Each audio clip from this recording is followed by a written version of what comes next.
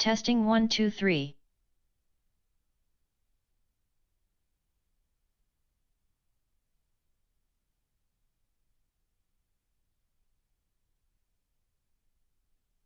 Hey.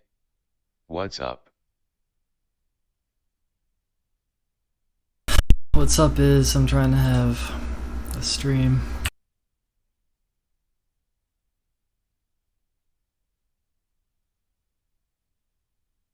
I'm also trying to find some music to put on or just some background noise or something.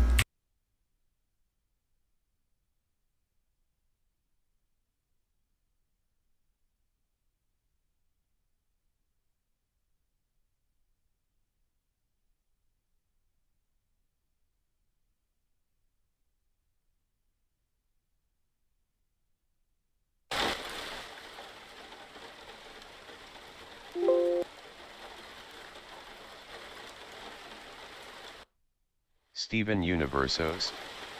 For copyright. Everything's fucking copyrighted. It's a fucking crime against humanity. Alright. I'm gonna start two-dimensional because I just wanted to play around with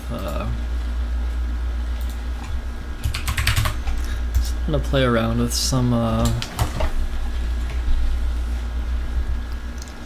like seeded RNG shit maybe.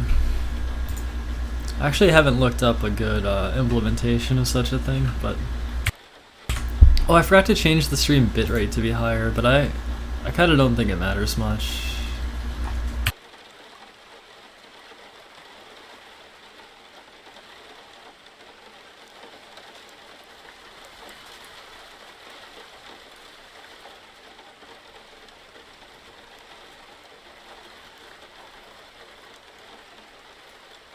Haircut. Looks good. Yeah, I just took scissors to my hair like an hour ago.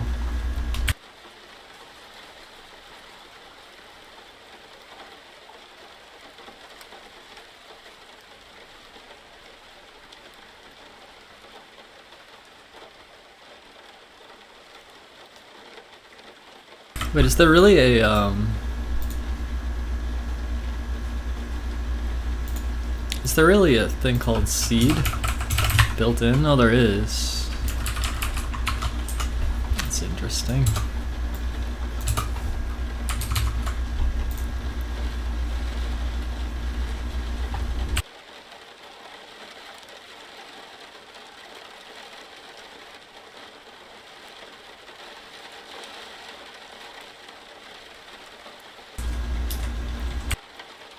My hotkeys for the I might switch to push to talk. It actually would be better for this.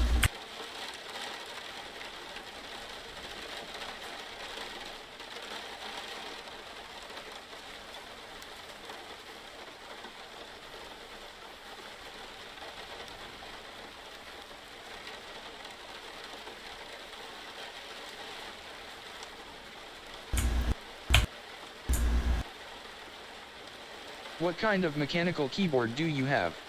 Razer? Logitech? I forgot. It's called Red Dragon. I guess like that like Hannibal sequel or prequel or whatever.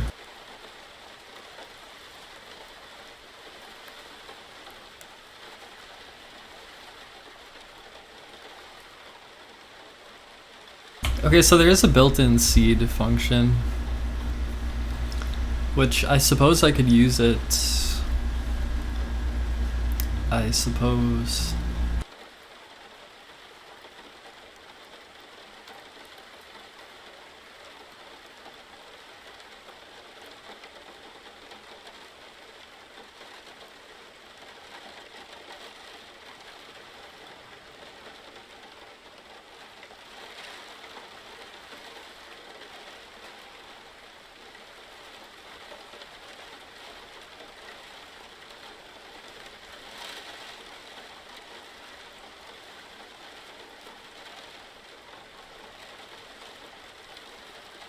It works.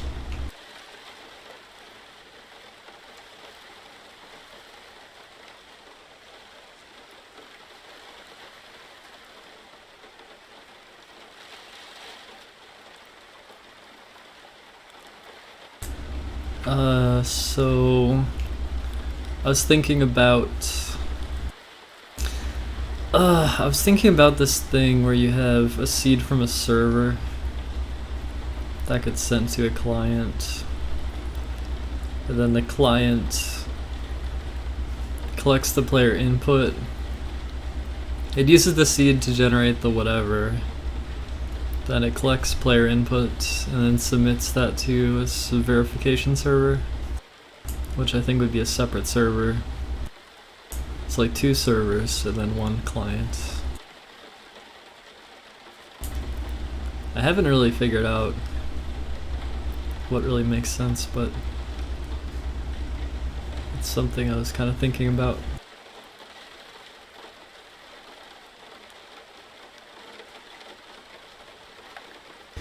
I did do some work on a client-server project, but I didn't upload it to GitHub. Exactly. I just wanted to mess around. That's all I'm doing, is messing around. I'm trying to think if I should try to get a client-server thing going again. I definitely had client server thing working in the past. I could do it again, but I'd have to start from scratch. Which is kind of a shame.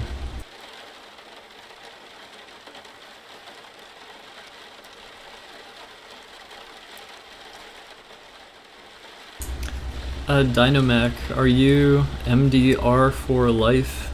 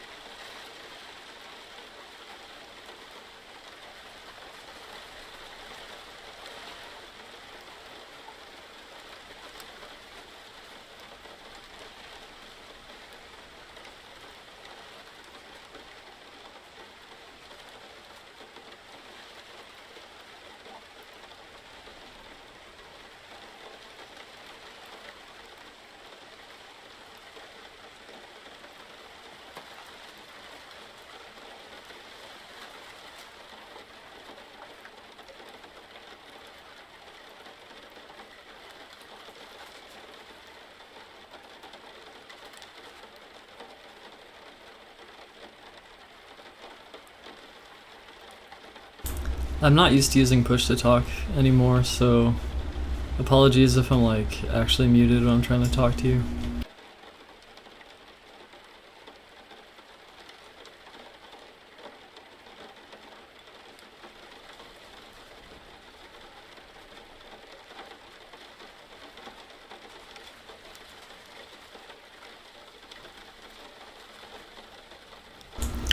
Basically, I'm just trying to figure out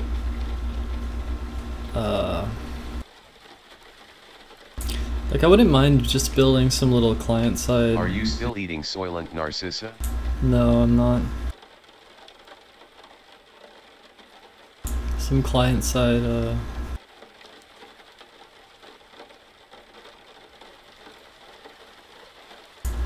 just like not worry about the server yet until I can figure out something, but if I wanted to do that proof of concept, then I would need to set up a server. Favorite foods?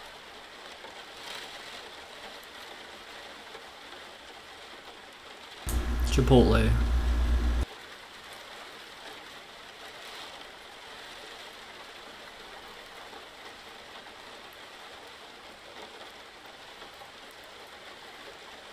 Howdy everybody, Narcissa.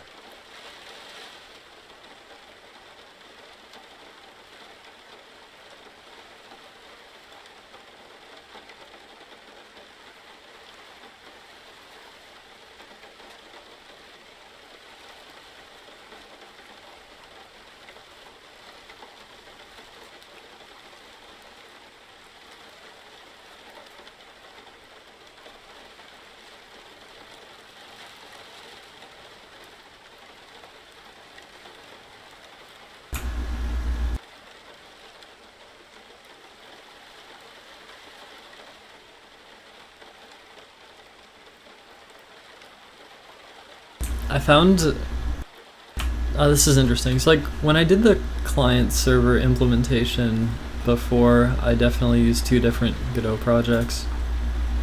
One for the client and one for the server. I just found this thing. This is actually like 2 years old, but it's a template for a dedicated server and client within a single project. Now I'm a bit confused on how that works. It's interesting. Is it raining where you are? Yes, it is.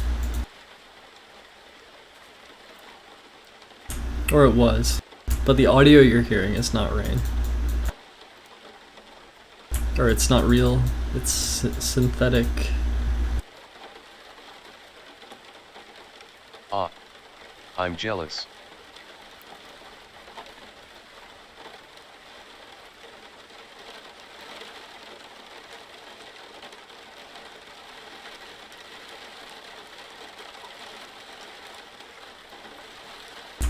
High-level design. This relies on an aspect of Godot's export system called features. Each export template specifies which features it supports, such as Windows, 64-bit, PC, mobile, etc. Song, West Virginia. There are built-in features, but Godot also allows you to specify your own custom features. So you could, for instance, have two different Windows export presets, and they could each contain different custom features you want to specify. Importantly, the presence of these features can be queried at runtime. OS has feature X. You probably see where this is going now. We can have two different export templates, and each has its own custom feature, client for one and server for the other. Our main scene will be a simple entry scene that detects which feature is present and then launches into a different scene accordingly. The client will launch into a main menu and the server will launch into a lobby scene, where we'll open a port and begin listening for clients. I don't know if I like this. This is kind of strange.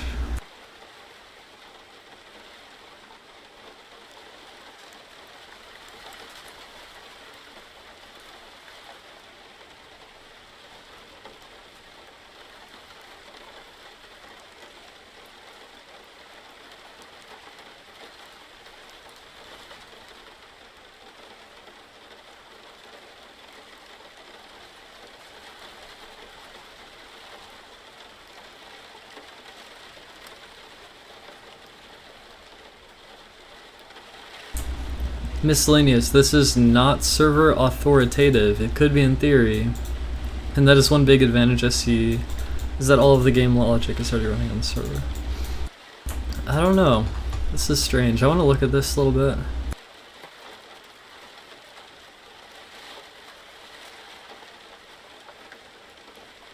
Dan, this guy is amazing. Function ready, print application started. If OS has feature server, print is server, get tree change scene, server entry.tscn.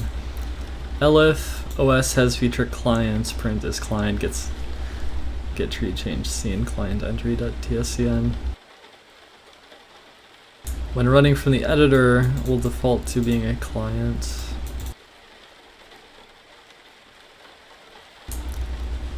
I don't know if this is gonna work for me, but I'm actually a bit confused. I think it might be easier to simply have a separate... Well, I don't know. Does this make sense? I'm not really sure if it does.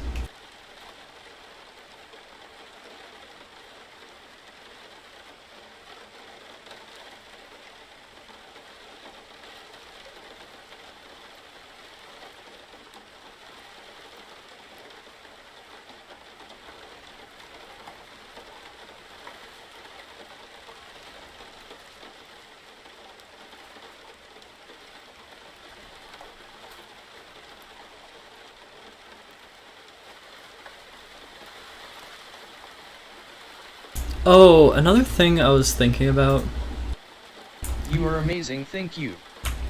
is the idea of doing a web export project. So that way no one has to download a client, right? It has that advantage, but it has other disadvantages, I think.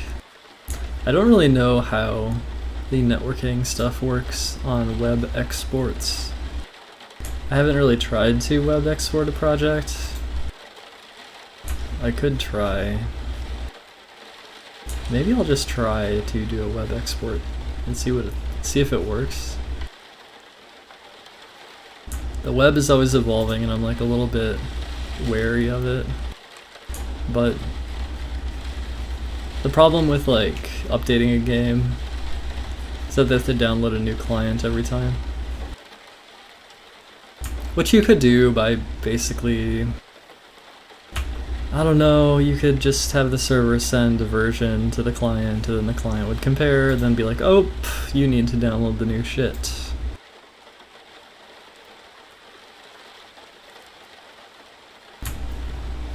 At least, yeah, I don't know.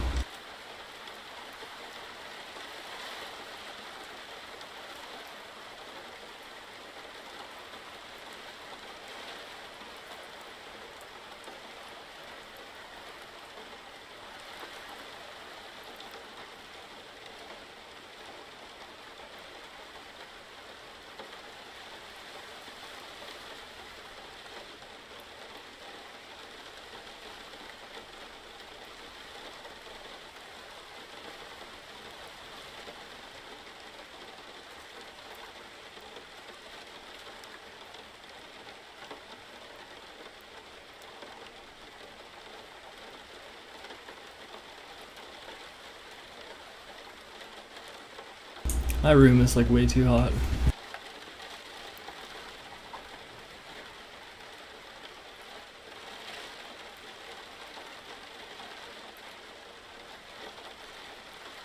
Damn, I thought MDR for Life would come here and heckle me about the death of Nier or something, but that didn't happen.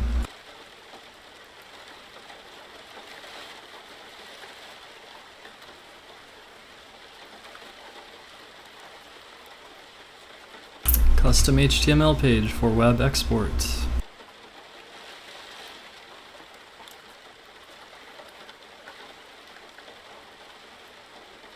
I already asked you about that. Yeah.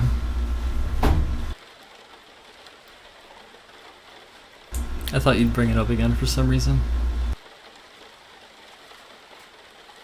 But, I mean, I actually kind of wrote my thoughts about that on Twitter, which were basically that if you want to mentally torture somebody, you should gather everything you can that can be considered like a negative context of the person, and then ignore all the positive aspects of the person. And then you've basically synthesized like a shadow version of the person. It's very mentally damaging to do that.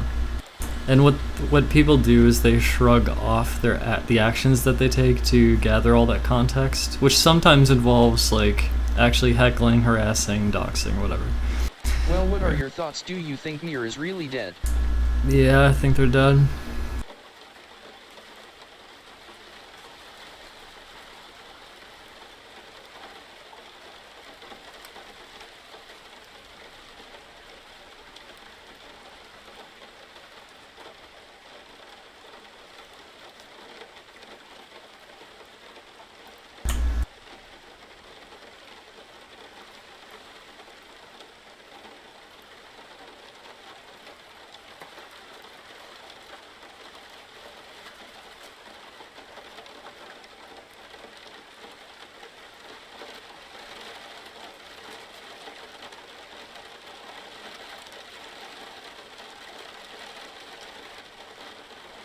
Did you read the email he wrote the KF founder?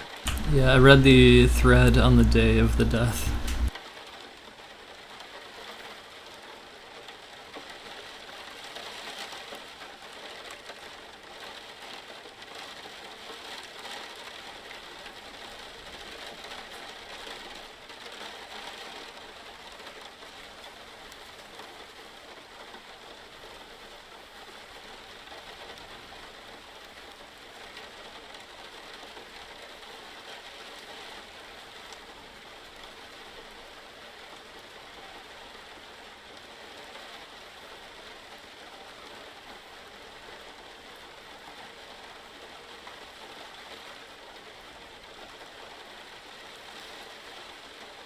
Do you have more or less or the same respect for KF now? I don't really have respect for KF.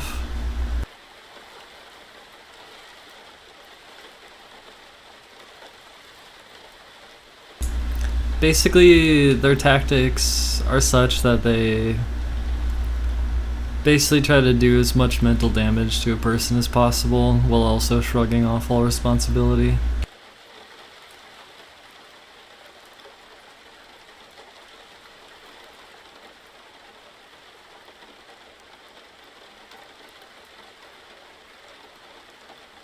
Well, that would be the same smarta pants.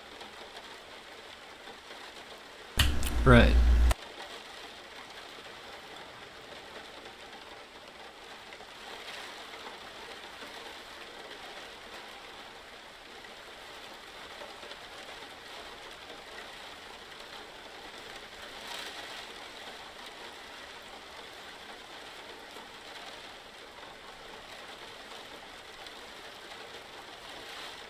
Who is near?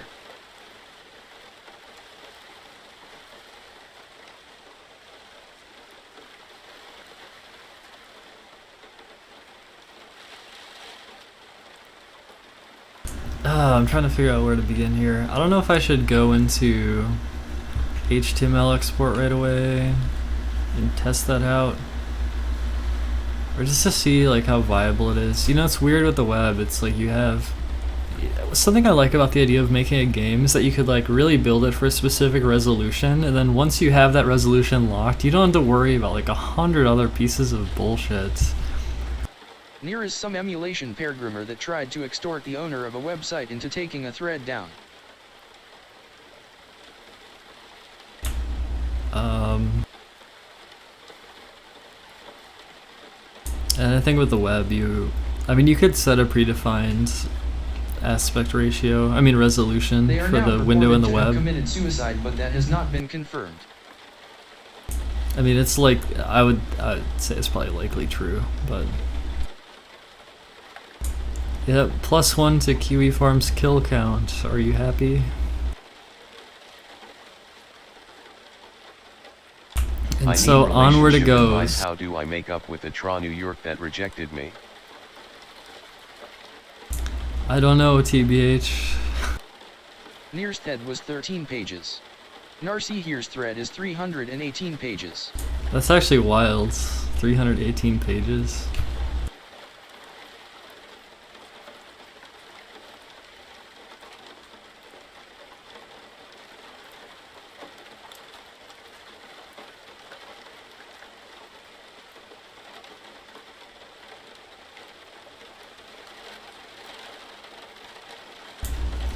Anyway, as I was saying, the advantage to web export is that the user does not have to continuously re-download updated clients, whereas the advantage to the client is that I'm spamming you don't have to her worry Steam about the chat fucking and she web. said I can't take a hint, but she won't remove me. It's really confusing.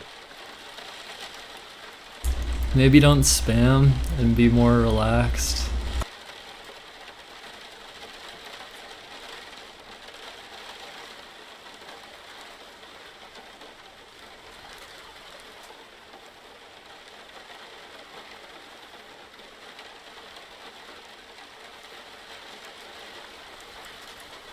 Find a new woman.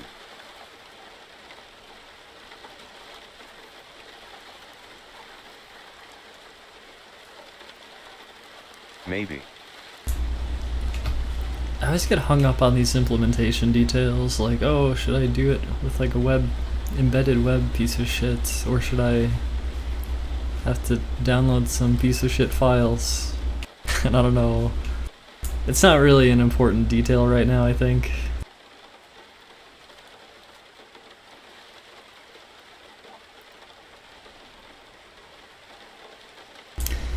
Maybe I should set up that server.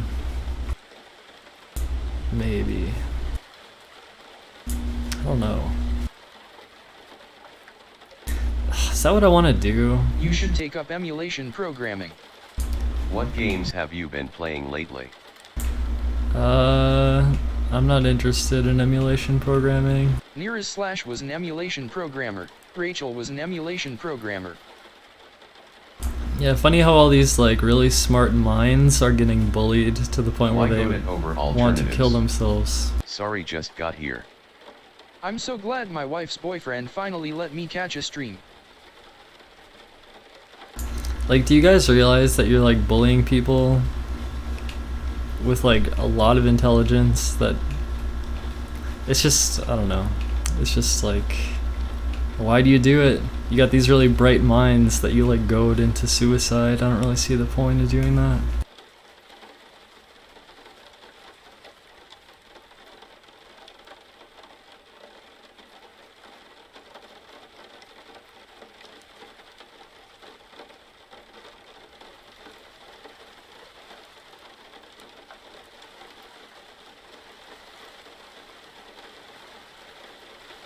Programming rocks. Programming can actually be really fun, and I'm trying to find something to do that would be fun. I hope I'm not bullying anyone, BTW, I'm just joking. Kiwi Farms is a joke. I mean, why Godot over alternatives? We literally don't create or make up anything, we just catalog and discuss your behavior. See, it's the contextualization of the behavior that is actually extremely biased. So by claiming that you're innocent, that you just catalog and discuss, is completely full of shit. Like, the biased angle is extremely skewed. And this is the part where you get to hold up your hands and pretend that you're innocent when you're not. You yourself do the biased thing, admittedly. Everyone's biased, but like, there's an extreme skew with the entire, the way that QB Farms works, the way it functions. You gather up all negative context and gather it in one place while ignoring everything positive that comes out of a person, with the purpose of goading someone into doing, basically you're trying to do mental damage to them. This happens over and over. It's like so obvious and transparent.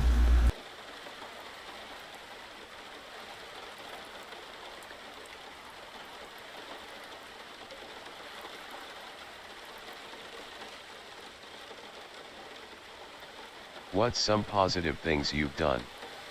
In your own words. I'm not here to fucking brag about myself or whatever, Jesus. The past few streams recently you say I don't want to publish this because you don't like how the stream paints you. Which streams? Do you mean the Octopath streams in which I was feeling kind of negative and that I feel like it'd be nice if the streams were positive, but they're not, and so it's kind of a downer. She's doing a thing that on time and I clapped.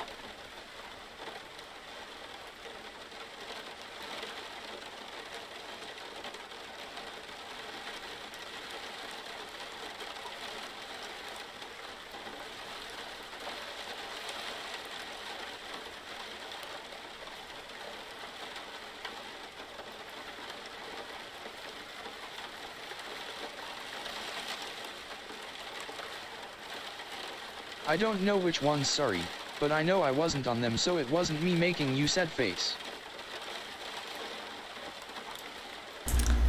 No, it's not you making me Is sad. streaming like your full-time job, or do you do something else?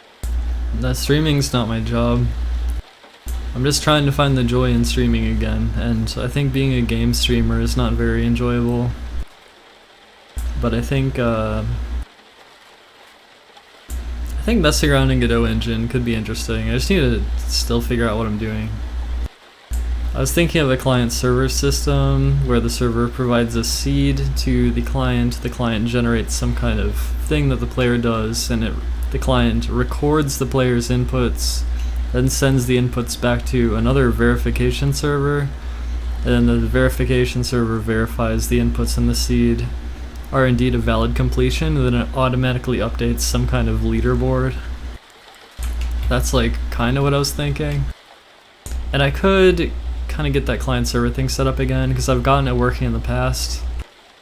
I'd have to go to, I think there's a channel called like Game Development Center or something that has some really good videos about client server setup, and I could sort of redo the work that I did before. It's kind of a shame that I never uploaded that project to GitHub before switching PCs, and my old PC is kind of like broken down now, so I don't have easy access to those files anymore.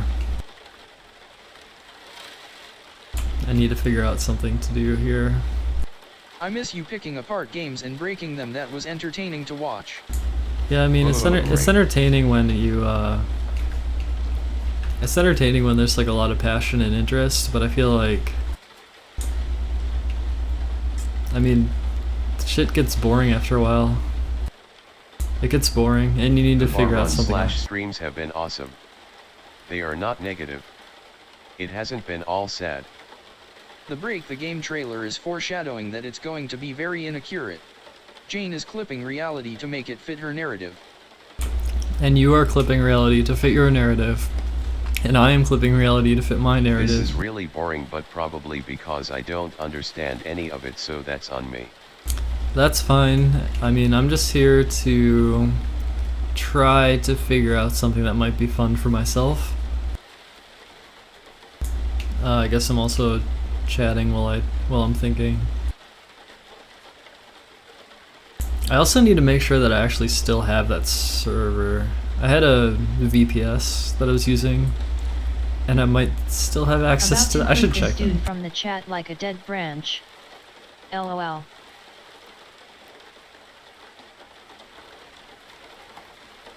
This project looks refreshing and entertaining. You should play games you find fun and smoke weed and make funny voices sometimes.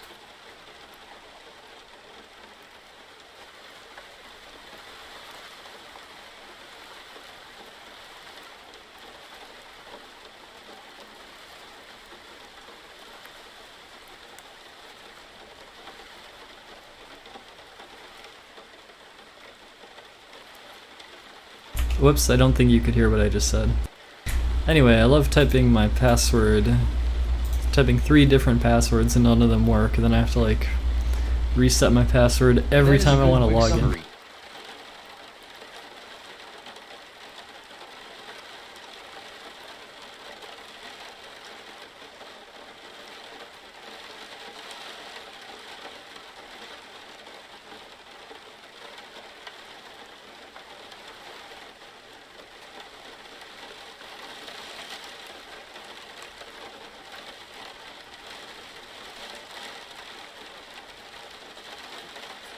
Hi.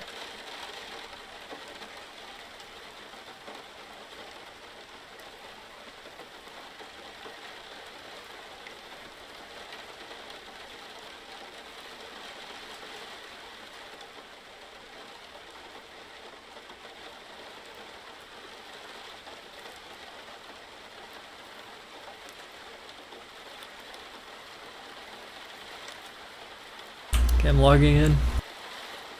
Did you know that there is a Samantolki website? I did not know that.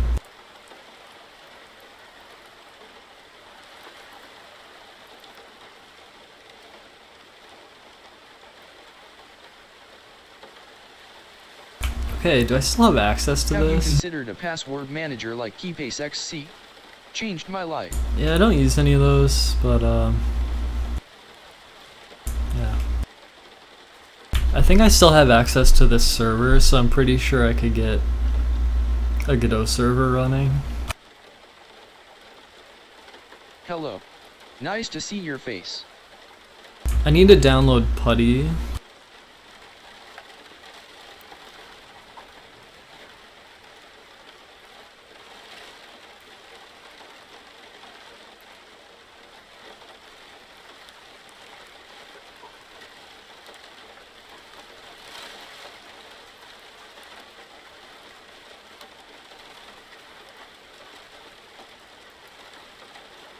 SSH time. It sounds very good, the sound of the rain.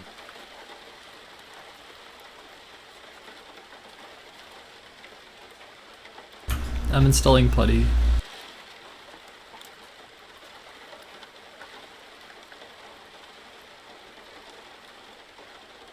Nice haircut. I like short styles.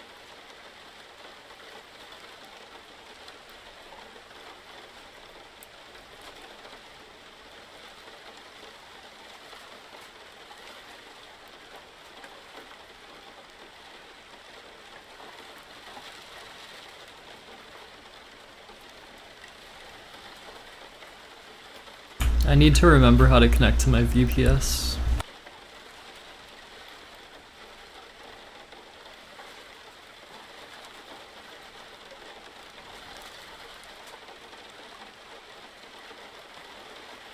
Are you watching GDQ? I'm not.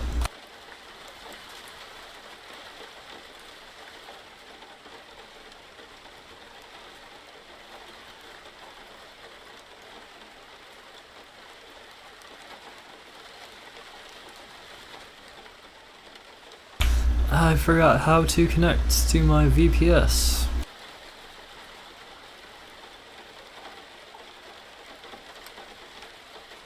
Are you making a game?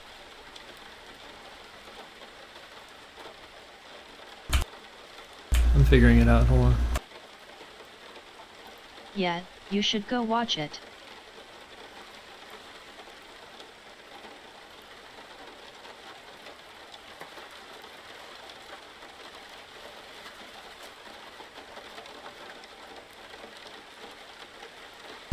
I need to make another Godot project for the server, I think.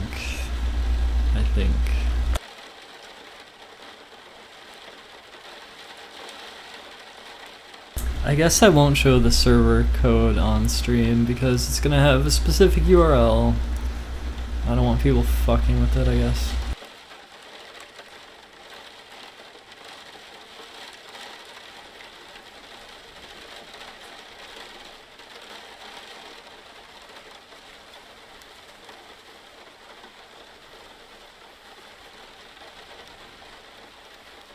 I need to change my entire folder structure for this shit. Because ideally you'd have a folder that contains all the projects relevant to the project instead of just the project folder. Blah. So I need to actually close Godot and reset up my folder to make sense. So let me do that.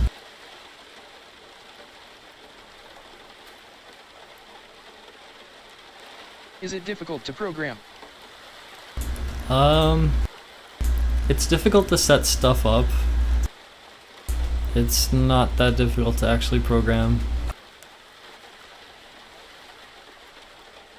Setting stuff up is by far like the fucking most annoying part of programming.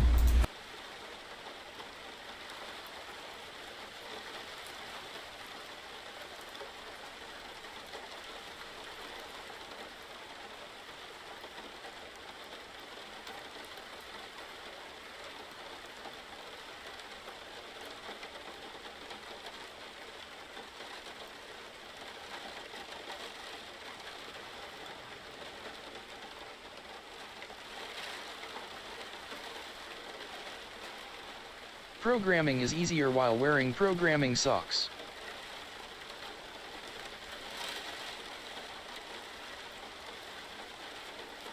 This is giving me nostalgia. I used to binge on your streams.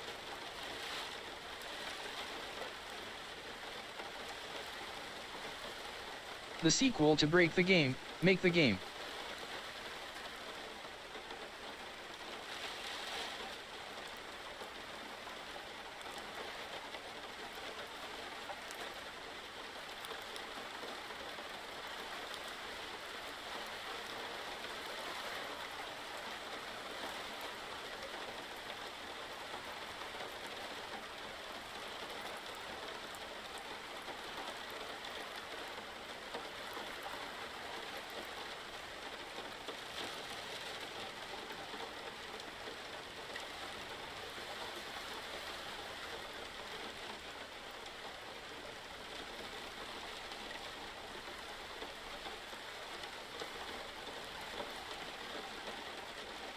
Will you speedrun bot 2?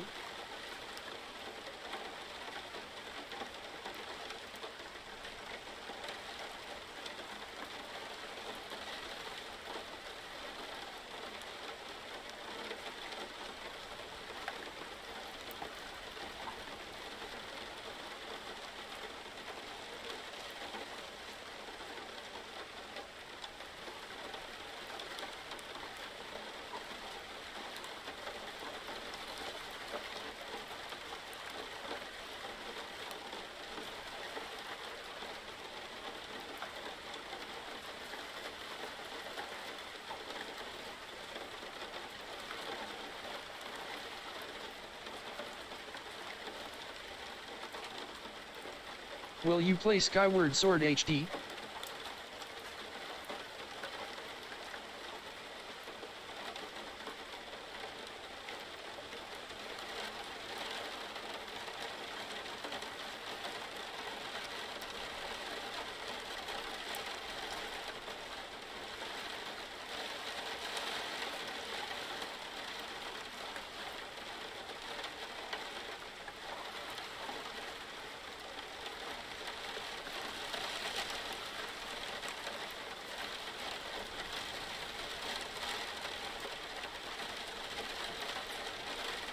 It's on mute.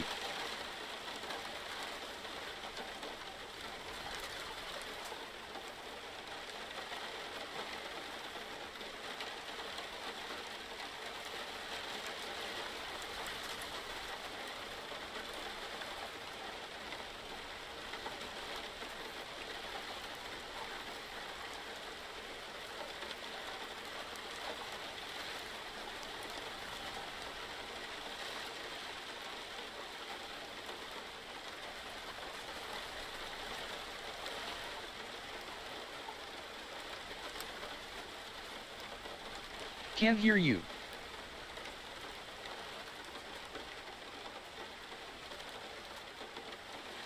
Right, sorry. I have these hotkeys, and like I'm not used to using push to talk, but I'm using push to talk for this stream because it's more convenient. So no, I will not be playing Skyward Sword HD.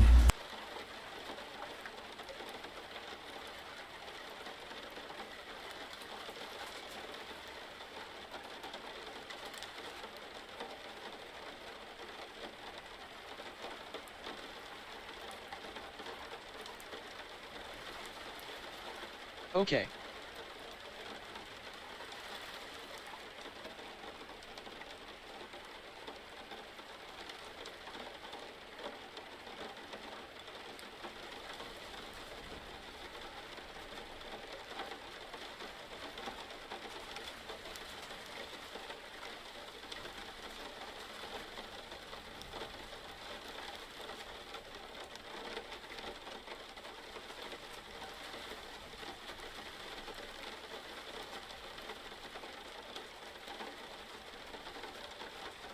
You know what, I probably have to put the damn thing in the code anyway, whoops. Yeah, whoops.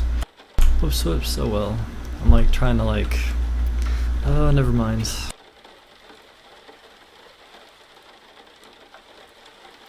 I actually need to open that YouTube video to kind of guide me through this. Let me also try connecting to Putty.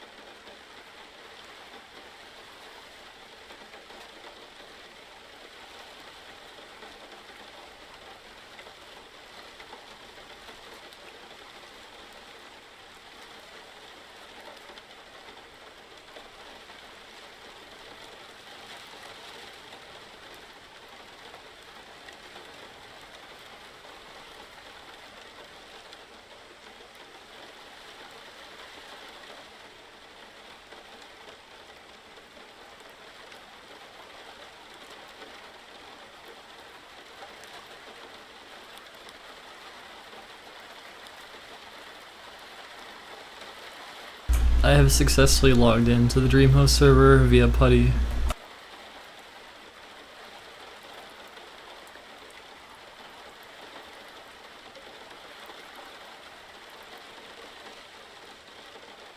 I should also download FileZilla. Are you still going to play Monster Hunter Stories 2? I can't speak English and I don't understand it very well either, but I like to ask you questions. Am I still gonna play Monster Hunter Stories 2? Maybe not. I just don't feel like it. I'm now downloading FileZilla.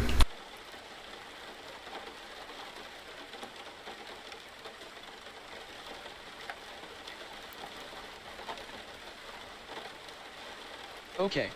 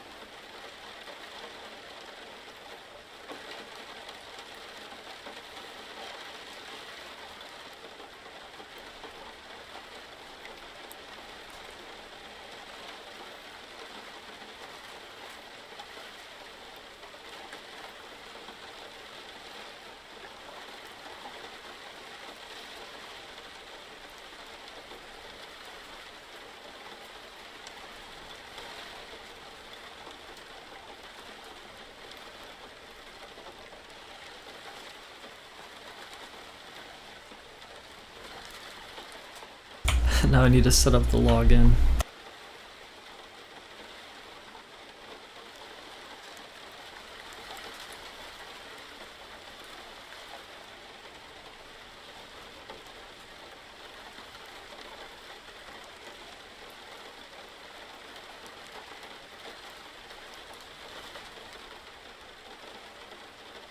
Progress.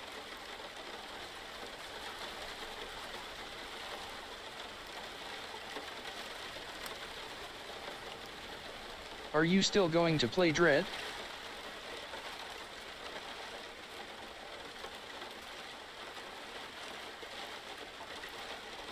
I'm rolling a joint ATM.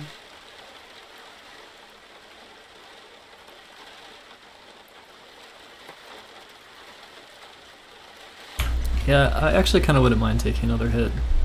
As long as I don't overdo it like I did before. Okay, I've successfully logged into the VPS.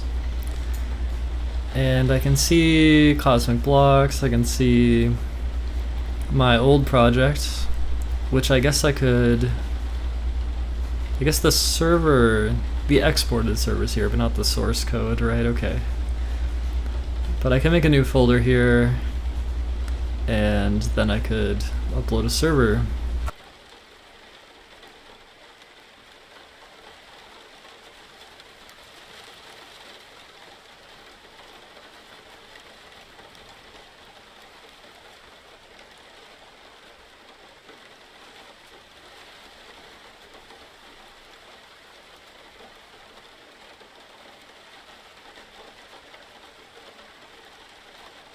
Okay, I think every single piece is in What place. does it take to program?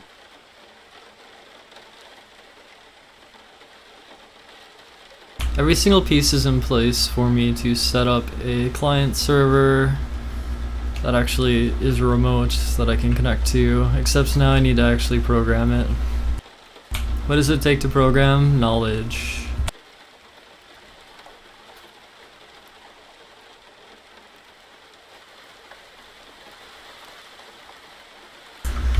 Alright, let me try to remember what I'm doing next. I guess I need to make... How should it start? I guess it should just immediately... It could just immediately try to connect when you run the program. You can self-study. Trying to think. Because this is just really a test. Like, I'm just trying to test.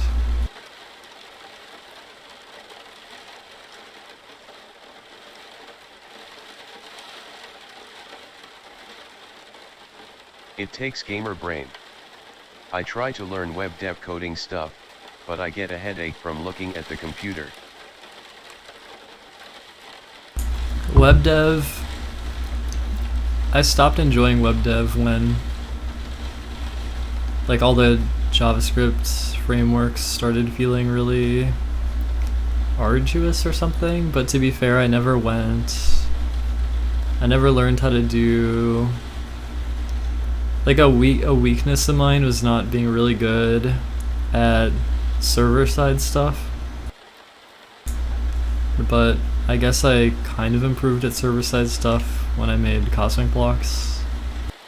So now I feel like I could actually make a client-server architecture for a game, and I guess that's what I'm trying to do right now.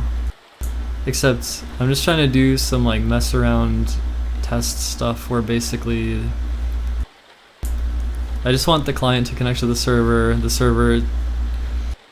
or like every time you start a new game, or like it could even be like individual levels, or I don't know what it is yet, but the server would have to provide the seed, and then the client would have to gather all of your inputs and send them to a different server that verifies the inputs for like an automated leaderboard system.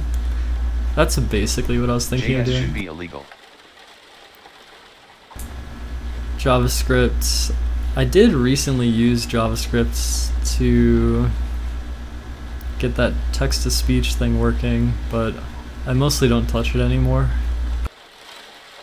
I also thought about porting like a new version of Cosmic Blocks to Godot Engine or something, which again makes you wonder if it makes you wonder how good Godot Engine's web exports are, like if you could do a really nice game and then have it just run in a browser window so no one had to download anything. So I'm really not sure like on much of this stuff really.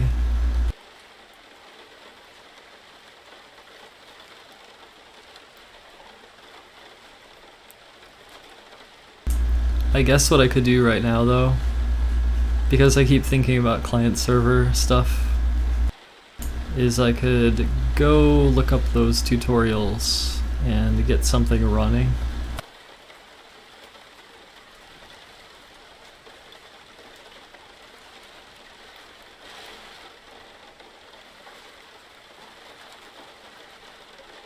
Create the skeleton and the rest will come to you.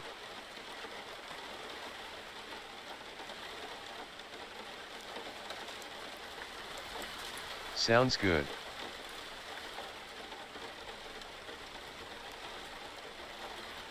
And we push the skill name and we push the requester to the server.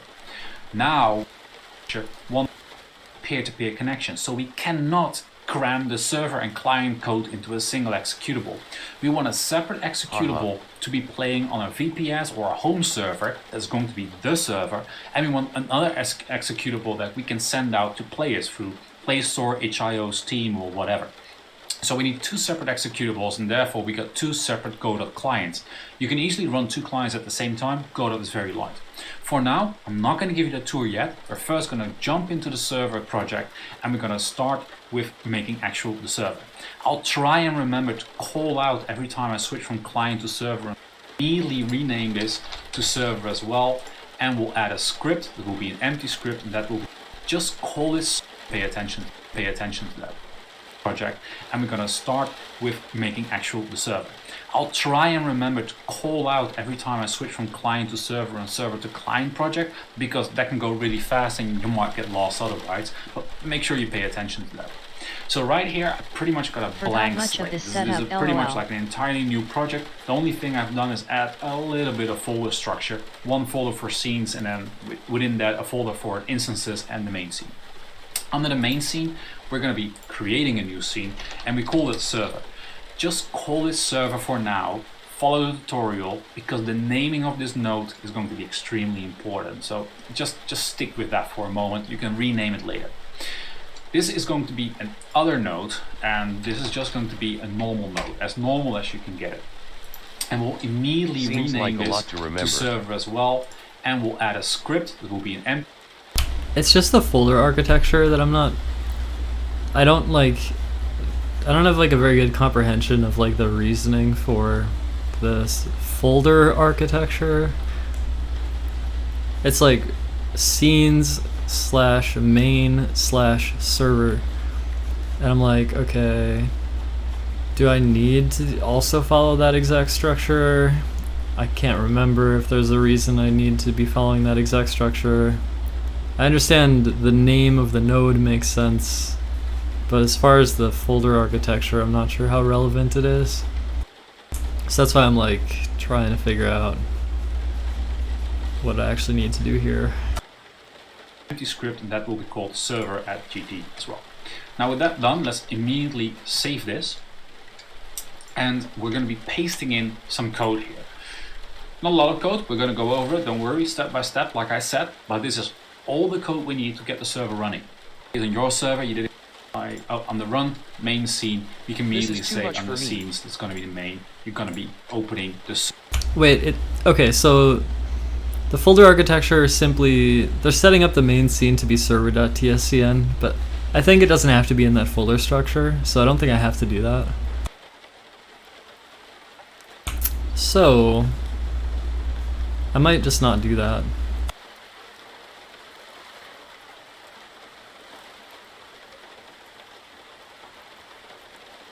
However, let me show you the server project.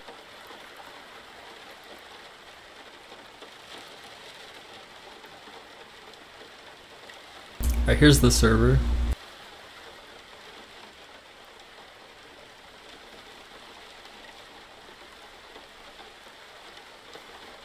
I don't think I need that folder structure. I think I can just literally just dump folder.tscn right in the roots. I don't think that's a problem. So I'll go ahead and copy that code.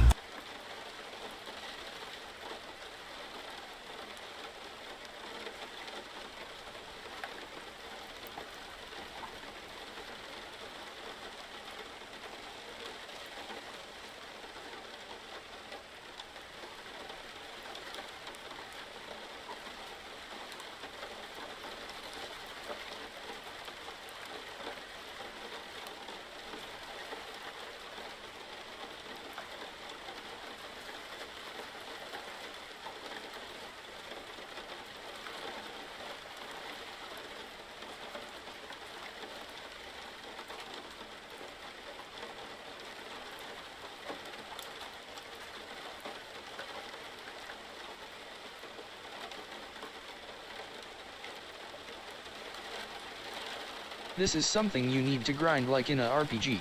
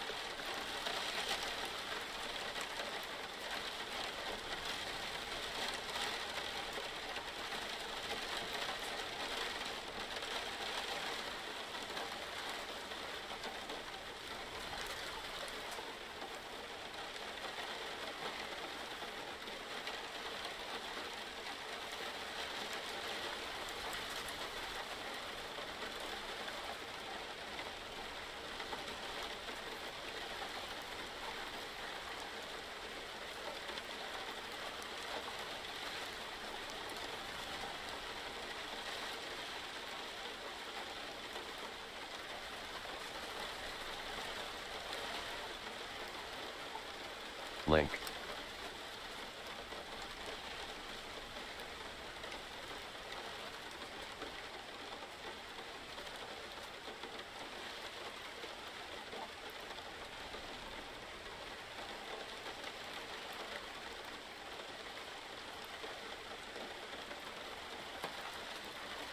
Yo Narcissa.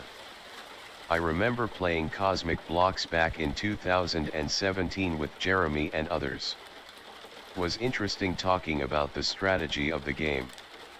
Look forward to playing again sometime. It's like magic to make things out of codes. Yeah, so I don't have an instance of Cosmic Blocks running anymore. I think the game was pretty good.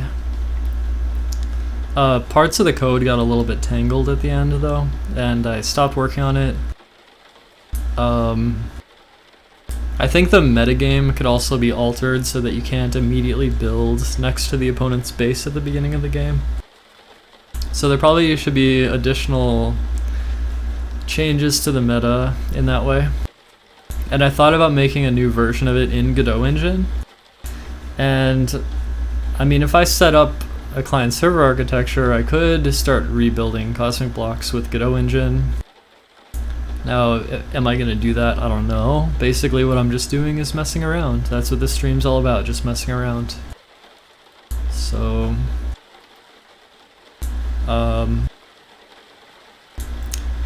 yeah, so for now, Cosmic Blocks isn't running, and one of the reasons why it's a little bit irritating to have Cosmic Blocks running is the certificate bullshit. Like certificates that expire, like, Oh, I see. and have to keep updating. It can be a lot of work. I didn't like set up a nice way to automate the updating of certificates, which is really annoying. I just found some of the some of that stuff's really annoying to me. Like, I don't like to do that. So I don't know. I feel like almost anyone except me probably would have like made sure that game is actually running 24/7 and set it up and have a little donation thing or whatever, and turn it into like a SSL thing. certs?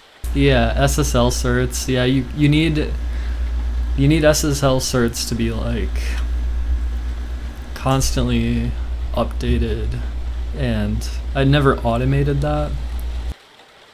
So it would like, I would have to manually update it every like month or 3 months or something, and then I just didn't keep the game running in the end. But all the code is open source on my GitHub. To have HTTPS. Yeah. But yeah, I don't like JavaScript anymore, so I'm basically, I like Godot Engine right now. And that's what this is, so. Oh, okay.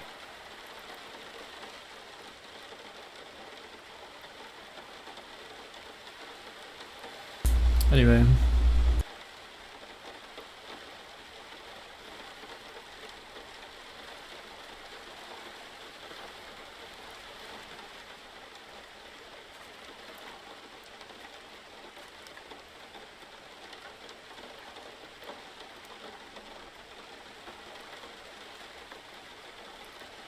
Create a platformer gamer N64 style.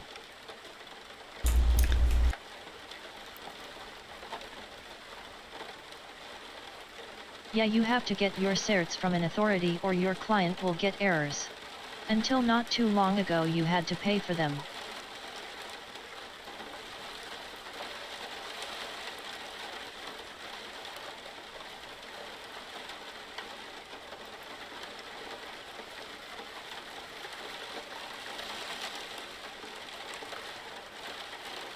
I probably need to listen to this YouTube video again to remember the structure. I'll still have to go to the bathroom, so I'll be right back.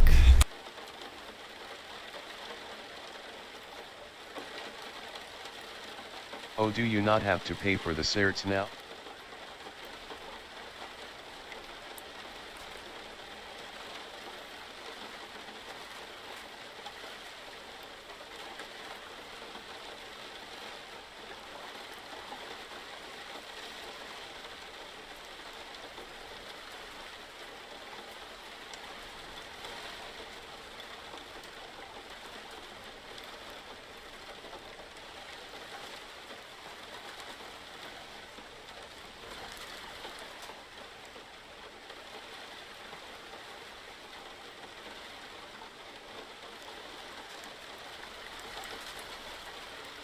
Let's Encrypt offers free ones.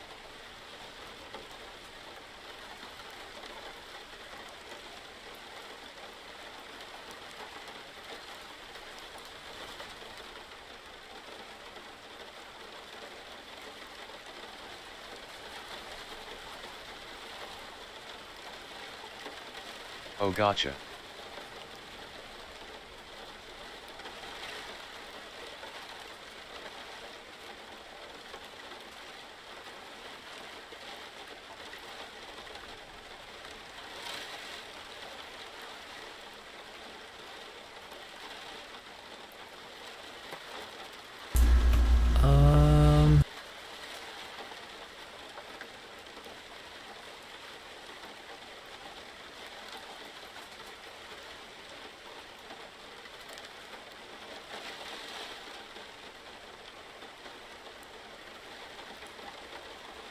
I want gameplay.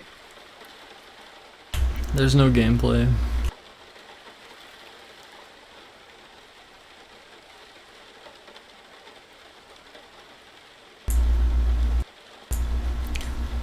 Thinking about taking a hit of my vape.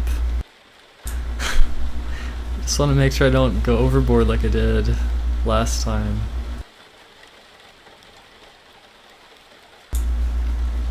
Like, Okay. yeah.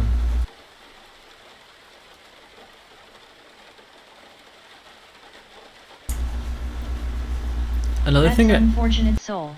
I really need to actually also check when my VPS expires, because I paid for it. Small hit.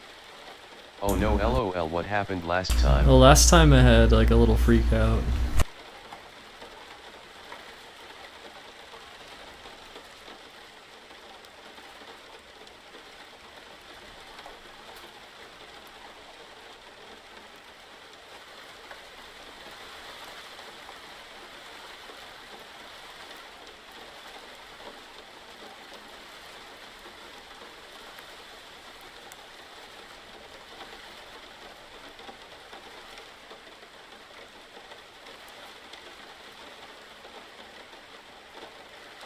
Oh, yikes, sorry that happened. Reaper madness.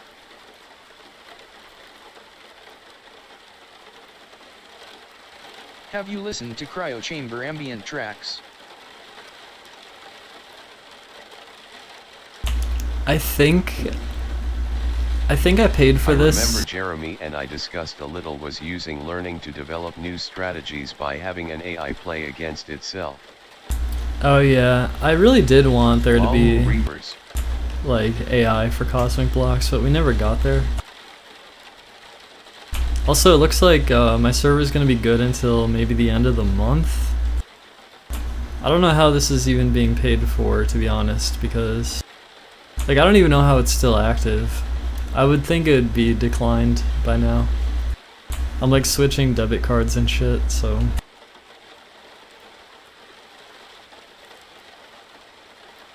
Well, it works for now, and it'll probably work until the end of the month, so we're good for now.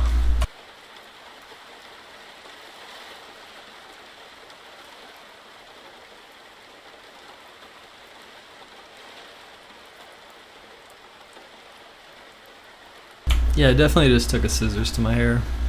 Maybe the ace could speedrun against each other. Well, it was like a strategic game, and it's actually a pretty... I'm pretty proud of the game, honestly. It just needed to be changed somewhat regarding like where you could actually place blocks, I think. Although Yeah, I think no. it wouldn't be too bad. You can probably map the inputs to a training algorithm. There is a hidden info aspect which makes it different from chess. They were high on marijuana cigarettes. Reapers. I'm definitely It looks susceptible really to cute, reefer Narcissa. madness. Nice job. I like yak hut. Gee. Smiley face. Yeah, I just had to do it. I was sick of it. Yeah, your hair looks really nice. There's no light in Moto this room. Goku Tsunagi hairstyle is awesome. I might try to get some light in here.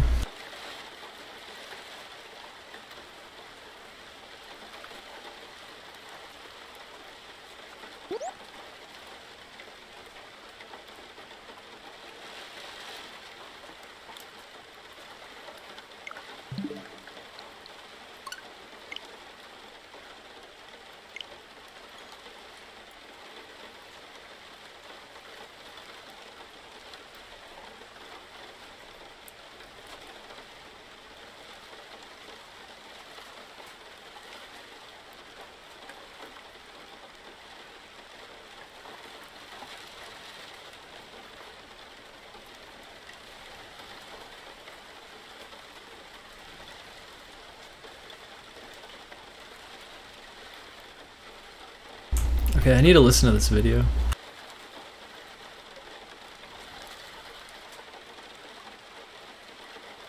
Zero, zero, one, the UI that we'll look at in a moment. These are going to be firing off the moment a peer connects or when a peer makes a connection. So we got 2 for the server and 2 for the client. For the server, these are peer connected and peer disconnected. So whenever a client is going to be connecting to this server, and that would be a peer, this signal is automatically going to fire. And whenever a client disconnects from the server, peer disconnected automatically will fire. So we'll connect both of those signals up to self, to peer connected and peer disconnected, and we're just going to be printing for now that the user with the ID disconnected. That ID is built in, integrated in that signal that fires. It's actually a peer ID, but since the peer is a player in this case, we're just going to call this player ID to make this a little bit more readable. So right now, this is running. This should run. If I click play, this should just start us off with a server. You can see right here underneath in the output, server started. Congratulations. For now, we'll close it. Now we're going to go back to the client and we're going to be setting up the client that can actually connect with the server. We'll make the connection happen and then we'll go and do the tour inside the single player, which is then at that point a client scene. We'll make a little bit of a tour around there. So now I'm going to go back to the client project, and in here we're going to be creating the server singleton that's going to be connecting to the server. Don't worry, one step at a time. We got a little bit of a folder structure going on already in this project. We got scenes, main scenes, singletons, and support scenes, and under singletons we already got game data. Game data is what are going to be loading the JSON data into the client that it needs. Right now it only loads skill data. Under these singletons, we're going to create a new script, and this is going to be called server. And that's important, call this server. Don't be that guy that's going to leave me a comment and I'm going to be figuring out what you he need. looked like a supermodel.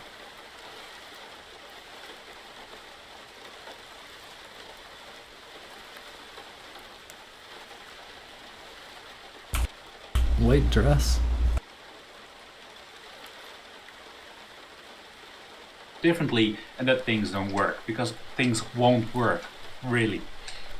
On the server, with server, we are going to be creating this piece of code, but before we forget, let's first make sure we set it up as an auto-load singleton. So under auto-load, I'm going to be navigating to the server path, I'm going to be adding it. Now, it was already added there because I tested this before.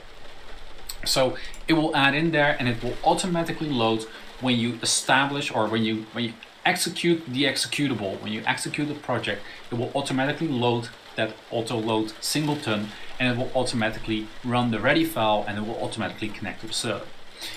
Now, first things first, let's first go over these couple of things before we actually get into how we make this connection establish this connection. As you can see, the structure is very, very similar to what we just made on the server. Again, we have a network, again we have a port. Instead of a maximum number of players, we have an IP address, more on that in a moment. The moment we run the executable, we're going to be connecting to the server.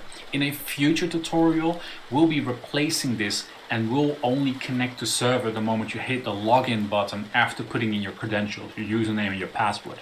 Right now, we are not going to program that in yet. That's another tutorial that's going to come out maybe next week or the week after. For now, we'll just connect to the server straight away. So we connect to server, we now network create client, so not network create server, this is a network create client. We push that IP and that port number, we get the tree and we set a network peer. That's basically going to push an ID number to this peer. We'll more on that later as well. Your mom gave it to Again, you. we got those two signals that I just talked about. We had 2 for the server and 2 for the client. Well, these are the ones for the clients. Connection failed and a connection succeeded, which will connect to self to 2 various functions, 2 functions here. Again, both with a print, one is failed to connect, another is successfully connected. Easy as that. Now, this IP address, super important, because some of you might be thinking, will I need a server? Do I need a home server? Do I need to get a VPS? How can I start developing without incurring too much cost? Now, those of you that are experienced in developing will know this probably, and those of you who are not are going to be super happy, celebrate and go, oh my god, I can do so much stuff. Yes, you can. 127.0.0.1, the IP address, is looping back to yourself. it is like a remote connection today to demonstrate to you. Let's do that right now. So you may be thinking, well, that's easy, just press play in both the editors and Good off we go. afternoon, Narcissa. Well, technically that is true, but there's a very big downside there. Right here in the output, this is where all our bugs and things and our print commands are coming out. And that output is kind of important. However, Godot only has one bus, and the buses cannot run parallel with each other for, I don't know, some reason. So what happens if you press play in two Godot editors while one of them is running already, so have two basically projects running at the same time? What happens is that one of these outputs is going to be entirely blank, and the other output in the other client may run the project's output that is related to that project, or it may even run the output that you develop. I've sort of figured out that the handiest way to work with this is to simply export the server the moment you made some changes.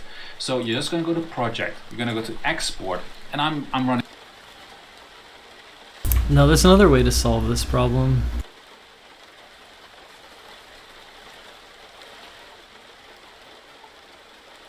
You can change the port that the output gets displayed in.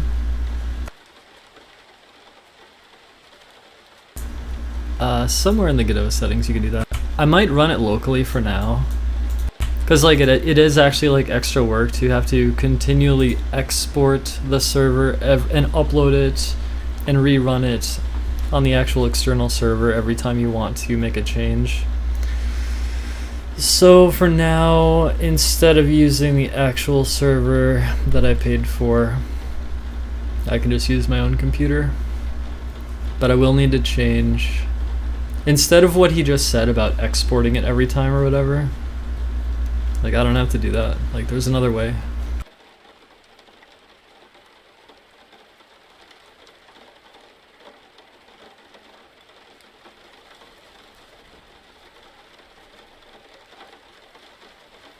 Right here, network debug remote port. I believe all I have to do is change this.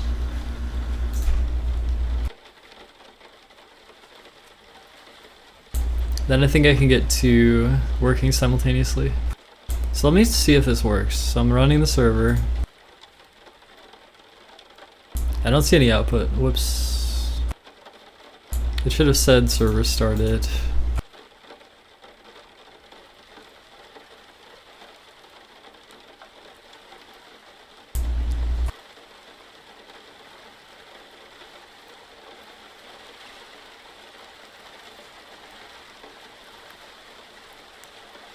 Ah, fuck. I forgot how this works.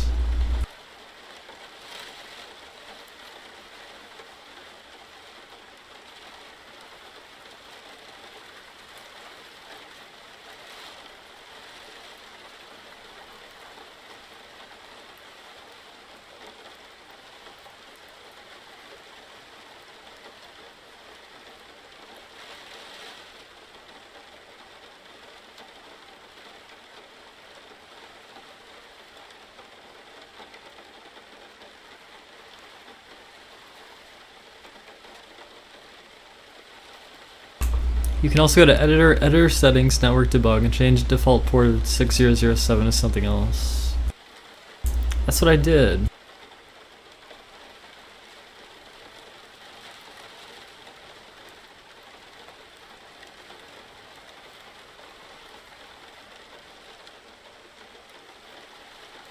Why isn't it printing?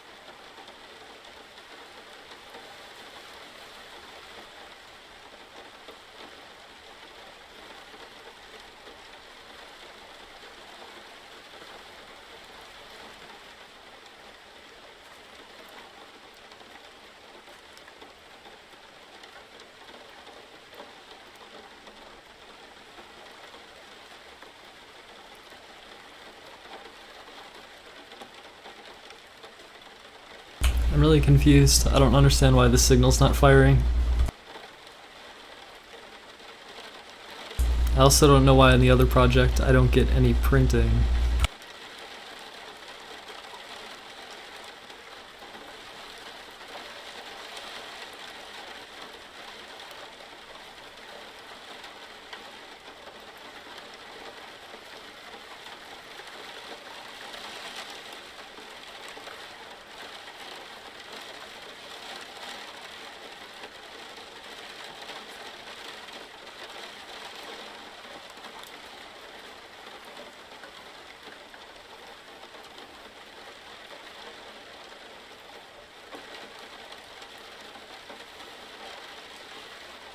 This is too complicated for me.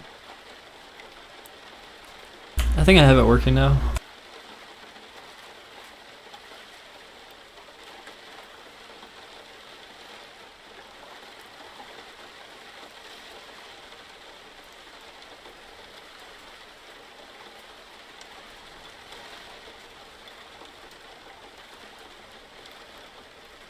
Wait, the only thing that doesn't make sense now is that it doesn't say... There's no result of like trying to connect. Actually, maybe it times out for like 30 seconds. Let me try running both. So server started.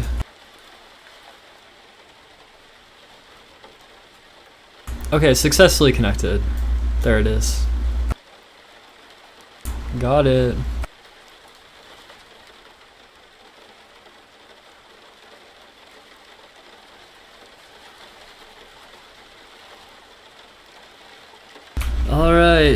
Alright.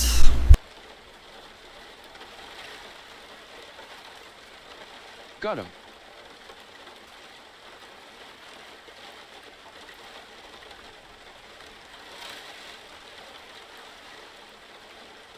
Running a Windows machine here, so I'm exporting for Windows Desktop. You can just add that through Windows Desktop, and you got other options if you're programming on something else.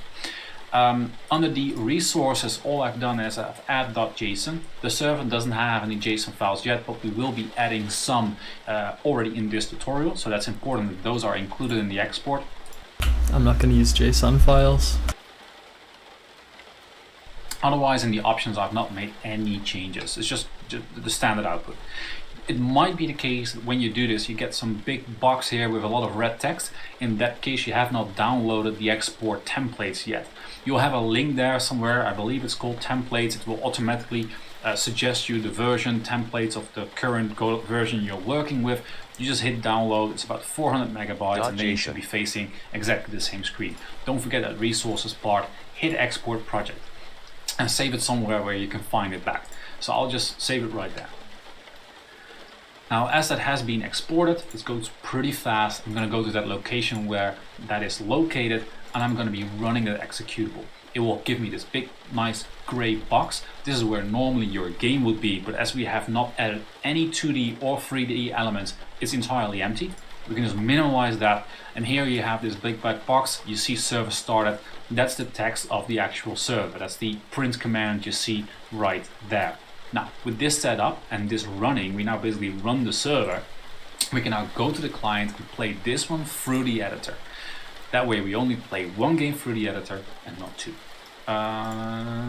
It's not working because I was already fiddling around with my VPS, and we'll have another attempt, and here we go. Now we have established a successfully connected output there, and if we have a look at the server, we can now see the user 759282505 as connected. This number is the peer ID, and that is going to be completely random for every time a connection is established.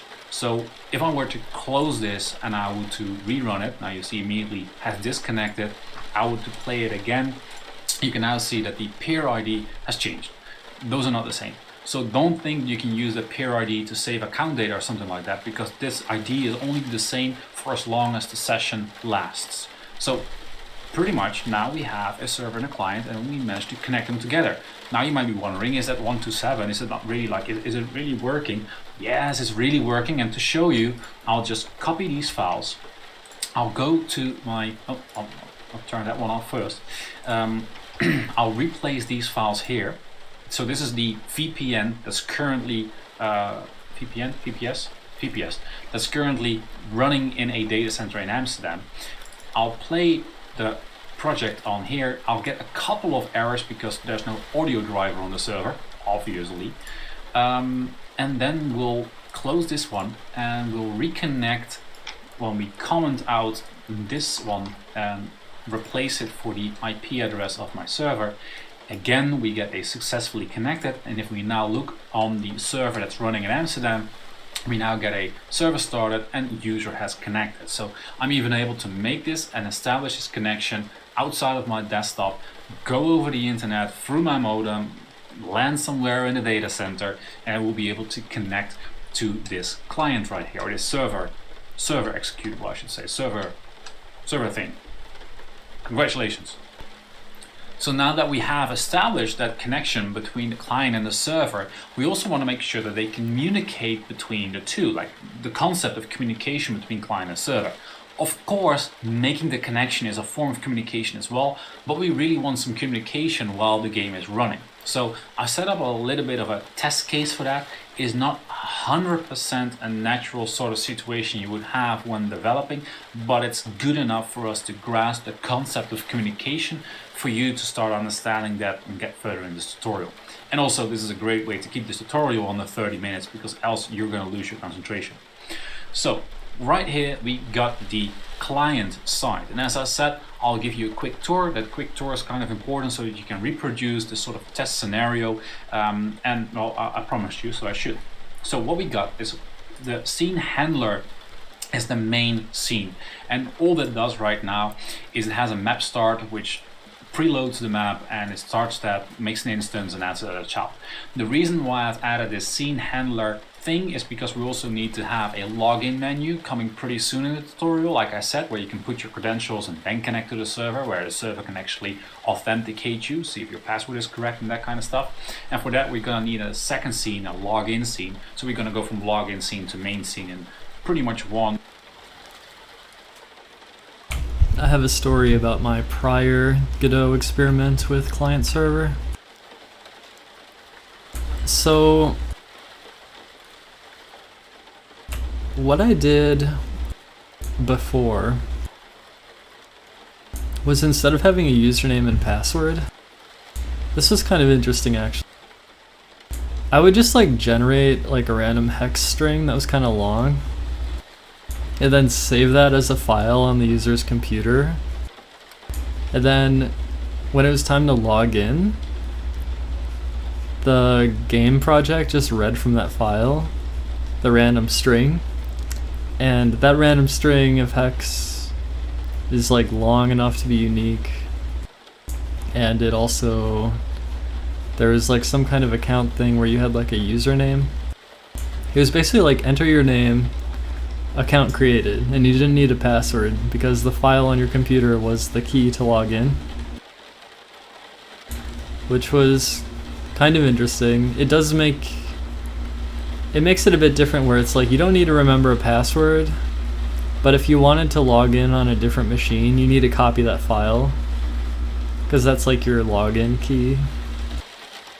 I kind of like it though, because like you don't need to remember a username and password, so there's no like every time I have to log into a website that I use very infrequently, it's like I feel like I don't know what the password is, so I have to like reset the password through the email. That is a cool idea.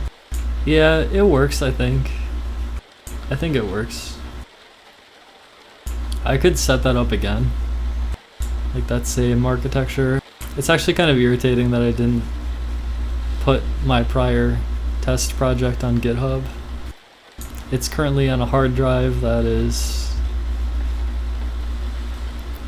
in my old machine, and that old machine is like not, like I'd have to hook up the fucking PC. I'm not gonna do that.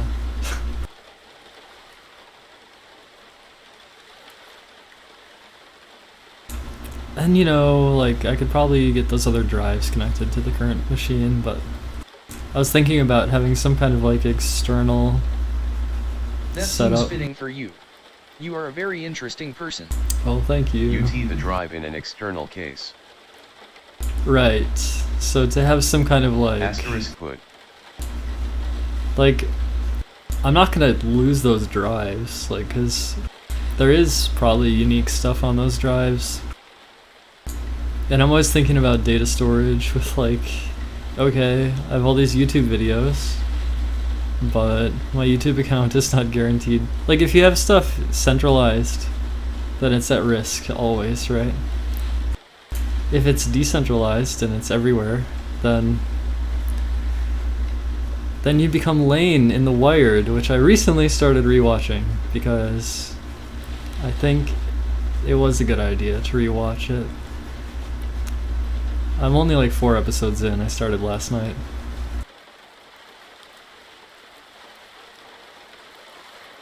Lane.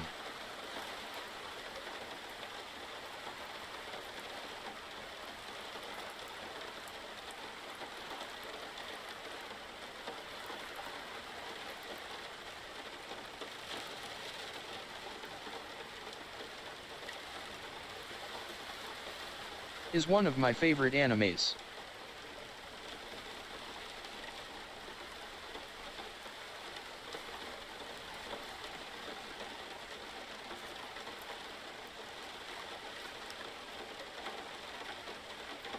I think there was kind of an issue with Godot with these, the way the client talks to the server is through something called like RCP. And I think, like, if someone has a hacked client and is able to send arbitrary data, then they can actually like I'm not 100% happy with the way Godot handles this through networked multiplayer eNet, which you can see at the top there. Because I think those RCP calls can be arbitrary, and then some of them can't be protected against because it runs an error before you can even handle the input. So if someone had a hacked client, they could cause the server to spit errors, not crash, but it's like you can't properly do error handling. But I mean, that's only if someone goes through the massive effort of like, you know, like hacking the clients and starting to send arbitrary shit. Not really too relevant right now.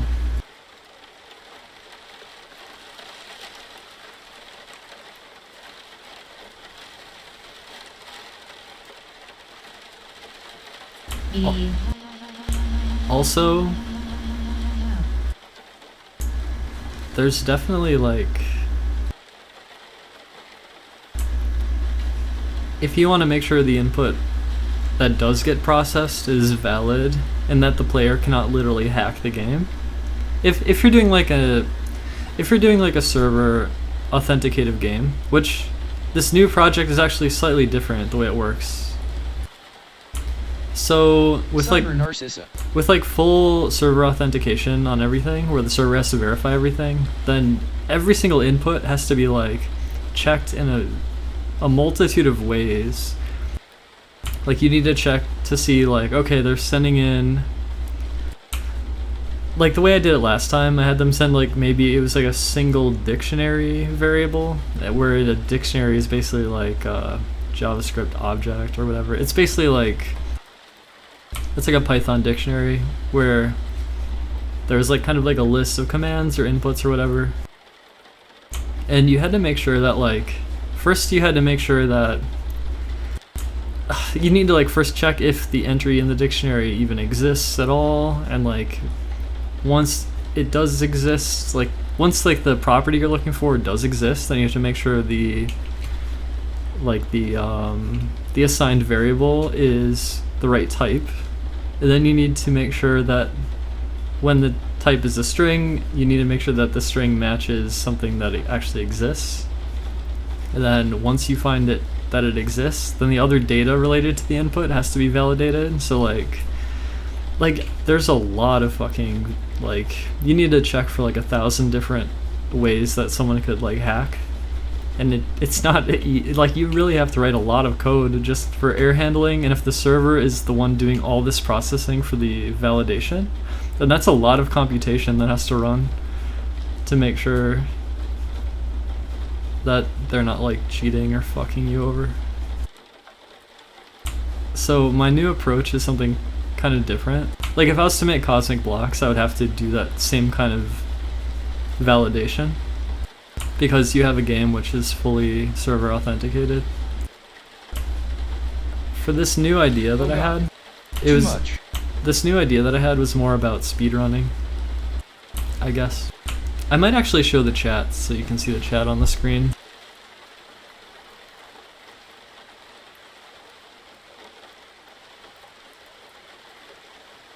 Okay, so really the idea is about time attack related things or high scores.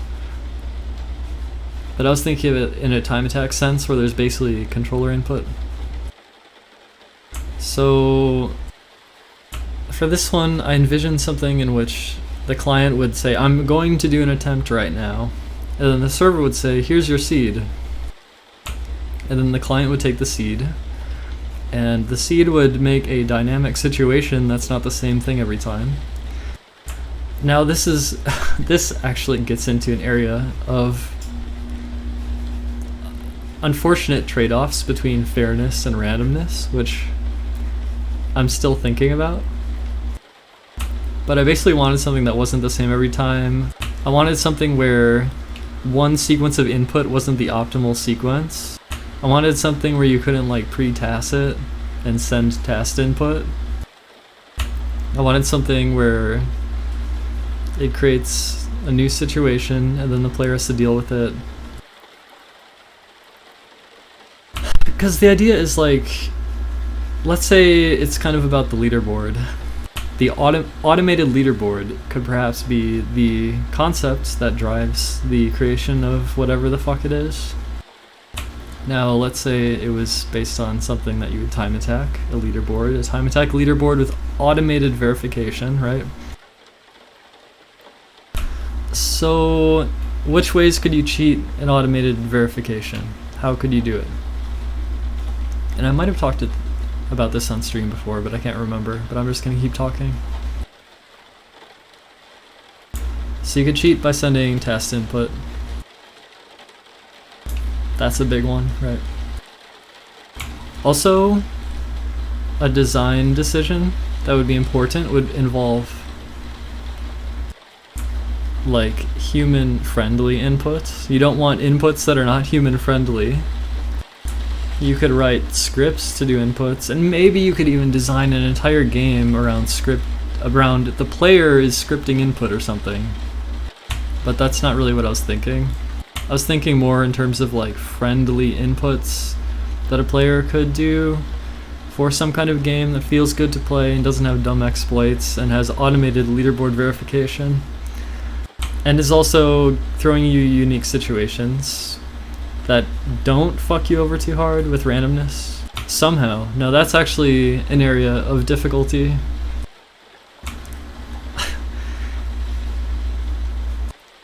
Like, if you have something that's the same thing every time, you can easily cheat the leaderboard with the tasks. If you have something that's different every time, then the way in which it's different could heavily benefit the player, where luck prevails over what you're trying to bring out, which is a leaderboard that's meaningful, and a leaderboard that's meaningful shouldn't be like super luck based. Although you can reset a million times until you get the best luck, just like you would reset a million times to get the best run that you could, and even in a run that has no luck whatsoever, there is still the aspect of like player, there's still a probability.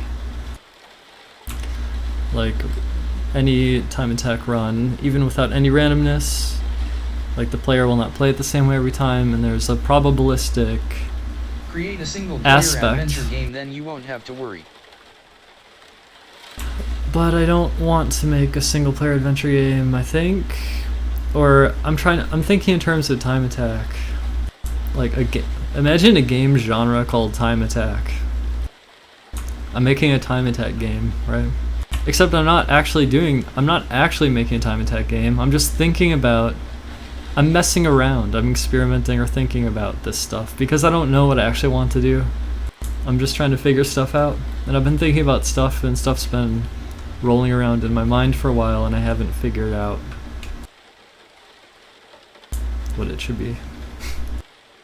Or what makes sense to do, or what really is a compelling experience. I think I could make some like upgraded version of Cosmic Blocks, probably with like a new name and new rules, and it would have more graphics than the other one did. Although the iconography I made for the previous game was actually really exactly made and carefully put together. So there was this aspect of readability that was really highly prized, and so actually the original is actually pretty good. It's just the metagame probably had some issues, and I could think about many different ways of expanding the game in different directions. But is that what I want to do? Or do I want to think about this other leaderboard verification thing, which is different? And it feels really good when you put the pieces of the puzzle together. Well, I guess I'm kind of trying to put the pieces of the puzzle of what makes sense for me to do together. And because I've been thinking about this stuff lately, it kind of continuously comes back as like something I'm clearly interested in, that I kind of have an urge to create something. And I will say that like putting code on GitHub kind of feels better than uploading a YouTube video.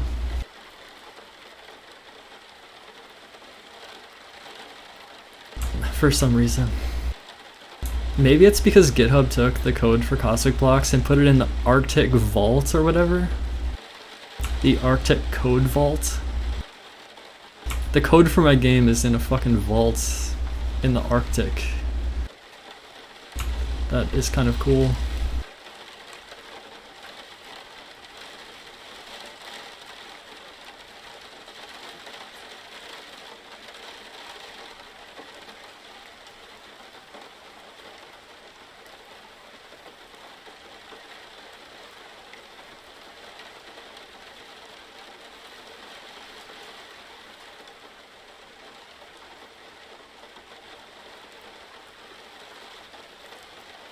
Well, I guess this is good. I see some sparks in you. Yeah, that's like why I wanted to stream this. Variables would make a leaderboard interesting. Can't you do both a leaderboard and a Cosmic Block-esque playability? Now that's some shit. Cool. The variables to make a leaderboard interesting. What do you mean by that?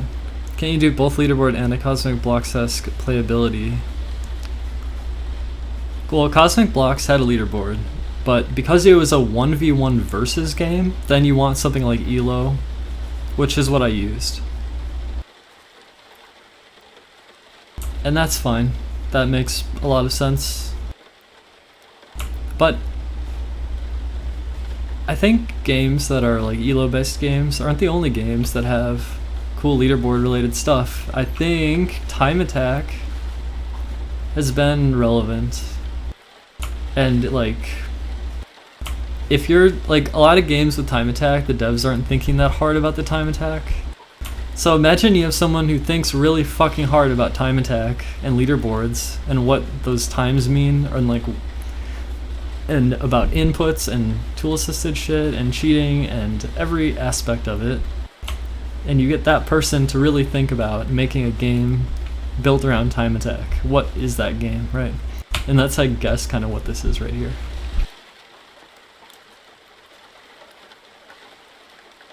But it's weird though, because there's this problem about... Okay, the problem involves like human precision, and you can make something where you have to do a bunch of flagpole glitches, like do 100,000 flagpole glitches, and then that's the run. And it's like, okay. Except here you have a case where you have a very simple, like, well, you could call it simple, but it's like you could script it, you could tool assist it, right? And if you can tool assist it like that, then maybe the human ingenuity aspect is being completely ignored and like not measured at all. and maybe there's no meaning there, and maybe the meaning. Should be fun. So maybe you need to draw out the meaning in a different way by giving unique situations that are like, imagine you wanted to make it automated verification, no cheating, and also have the leaderboard mean something. So you need something you can't task. So how would you do that? Well, you could have a seed. I mean, the RPG luck issue could make the leaderboard interesting. Like in bar, the warps are random as an example. Or draw executable cards. Just spitballing. Right, so there are luck related things that, like, there's multiple kinds of luck in running. For example, let's say you're going for the Swift sale in Wind Waker, and then you continuously redo the auction until it shows up. Wow, so basically you get completely fucked until you don't. That sucks. That's called getting fucked by RNG. And that's bad game design, right? It's bad time attack game design, right? But there's other forms where you're put in unique situations and you need to think on your feet, and you're not simply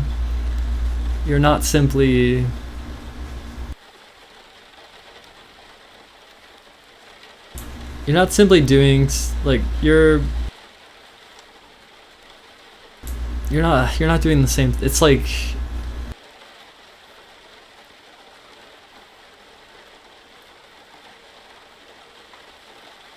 You mentioned Wind Waker. yeah, Wind Waker HD Swift Sale Auction House. It's an example of randomness where you basically get fucked until you don't. And that would be bad for a game focused around time attack. Boy.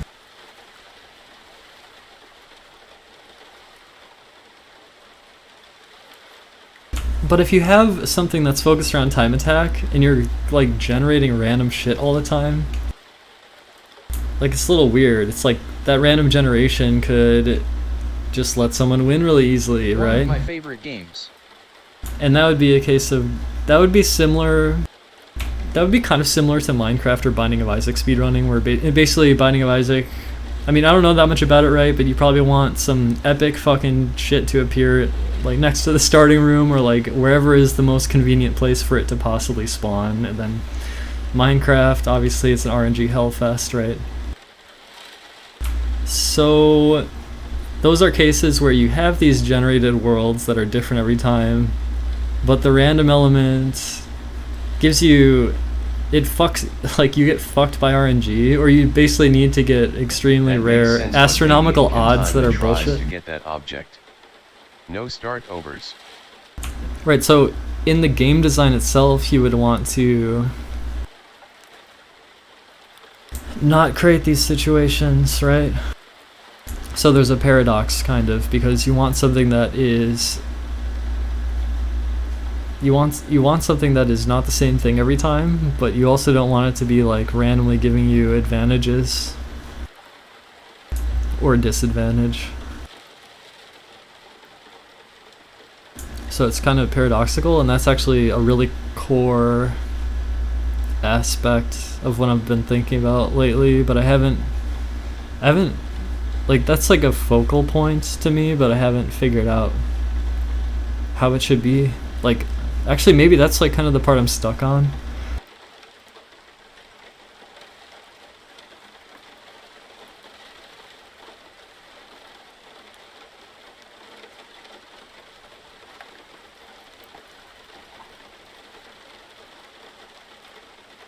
What about a design that randomly makes you take different routes, all of which take the same time but make you do different things? All of which take the same time. So there's a lot of questions there about, like, what is being randomly put together? How are you determining that they take the same time? And how are these different things fair when they're different? You know, it's weird, it's like a paradox. It kind of feels like it doesn't really work together.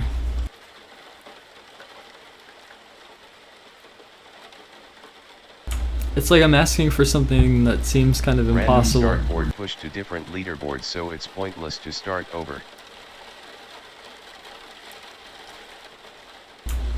Okay, so basically you're saying every seed would have its own board or something. But then, I mean, if you can choose what seed you want to play, then you are right back in the situation where those leaderboards can be tasked by the optimal input or whatever, right? And figuring out that optimal input can be a puzzle, Yeah, and that Even can if take it was all ingenuity. exactly the same, there's individual subjectivity as to which route is easiest. Well, kind of.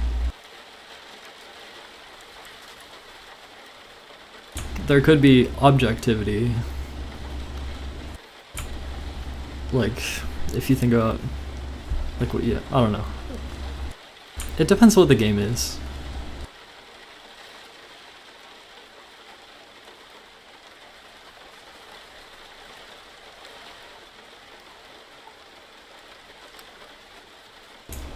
Like, maybe the idea just falls apart.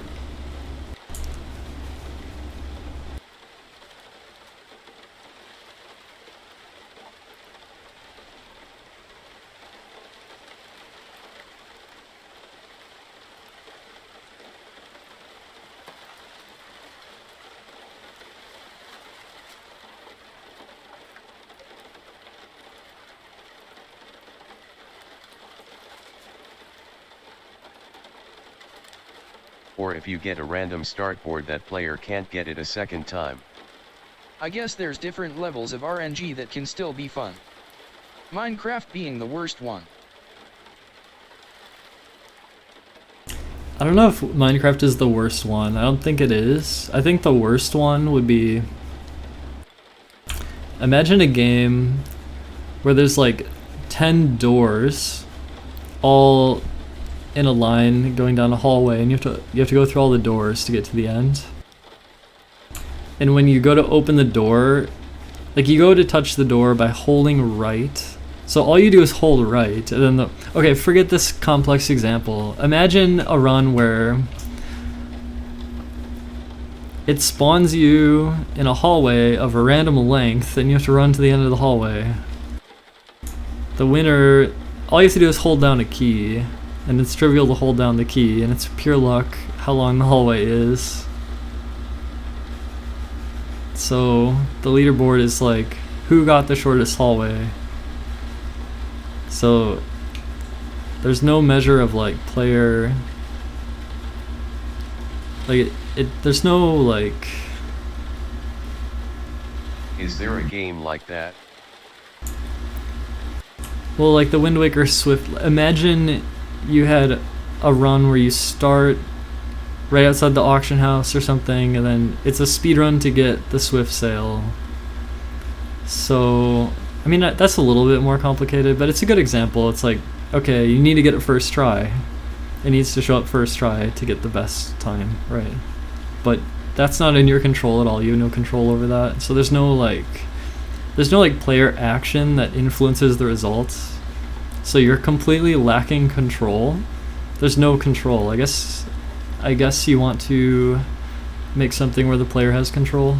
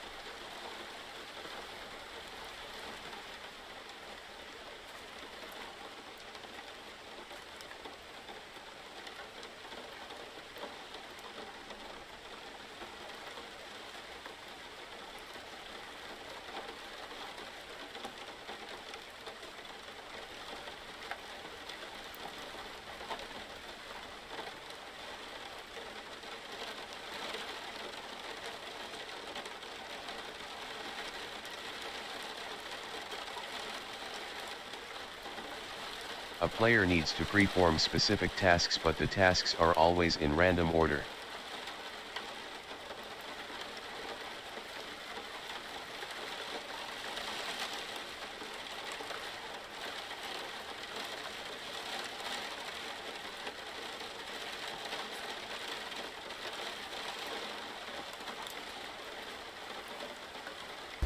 You want like unique situations to occur. You want the Slay player. that engine, Narcissa, we are all here for it. You want.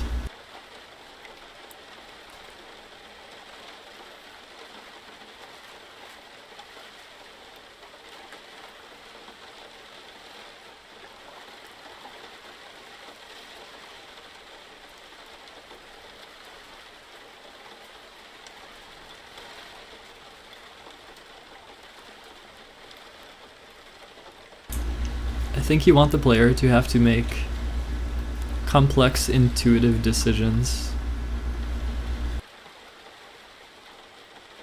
I see what you mean. You want randomness that's fun but also fair to runners.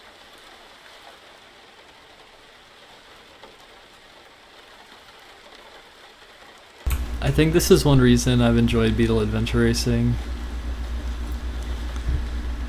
Which, it seems kind of paradoxical, but there's an aspect of the game where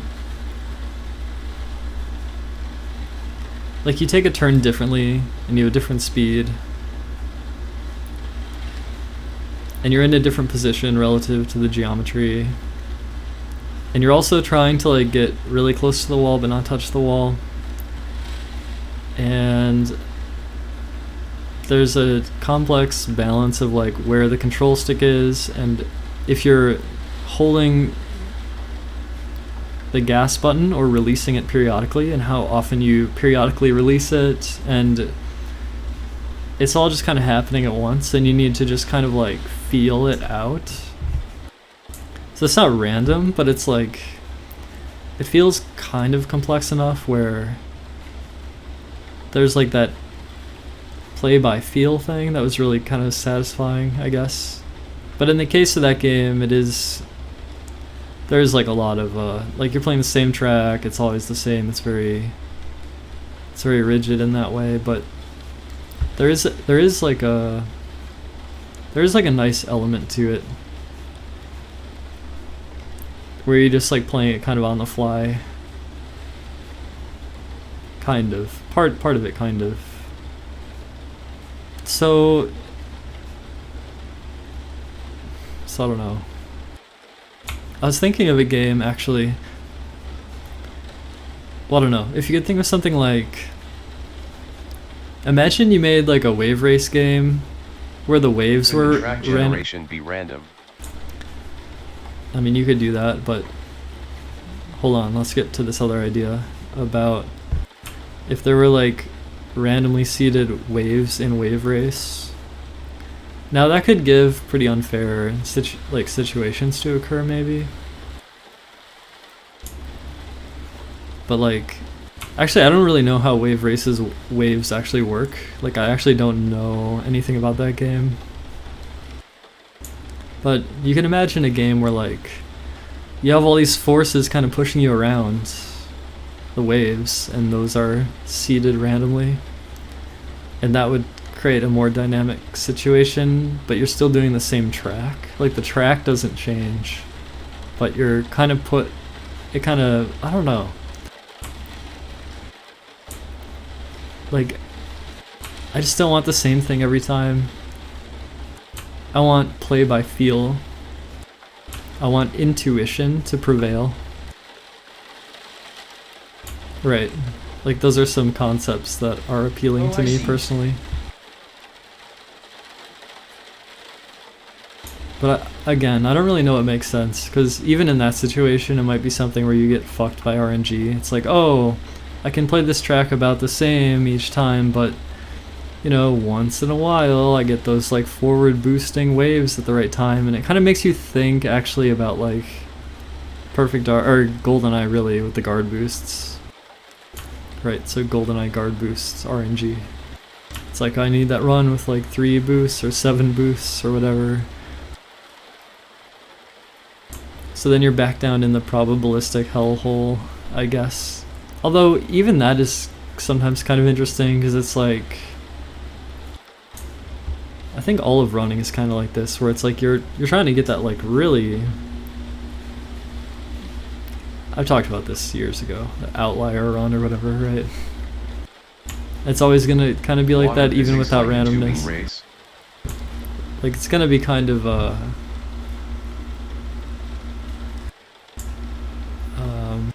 game theory hell, analytical hell. yeah, sure.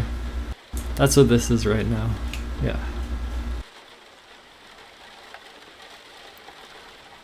Cause like if I'm to actually make a game, then this is stuff that felt relevant to me. So with its relevance, I'd want to like directly consider its relevance in the design, right? If I was to make something.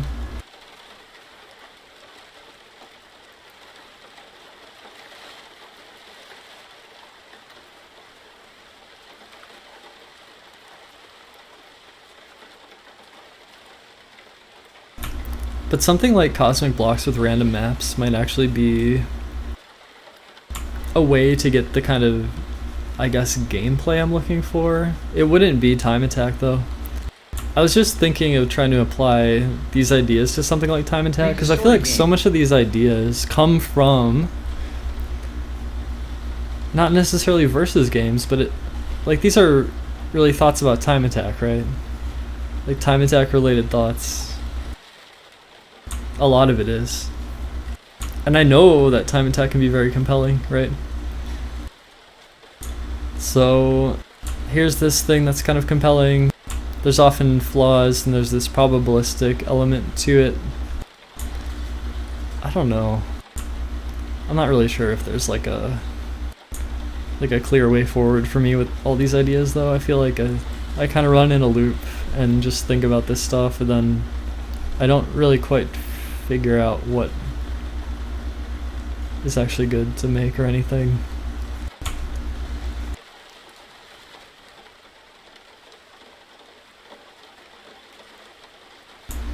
That's like specifically what I'm not trying to do, is to make a story game. I'm not thinking about that. I could maybe come up with some interesting story stuff because I don't know, like once I made a little, I like metaphors, and I think stories about reality are interesting. But this is specifically, I'm really trying to focus only on the game, like really only on the game aspect. Is there any like... Maybe more fun to just throw stuff at the wall and find stuff you like. I mean, I guess I was just trying to like... an algorithm that increases your luck when you are getting bad RNG too often.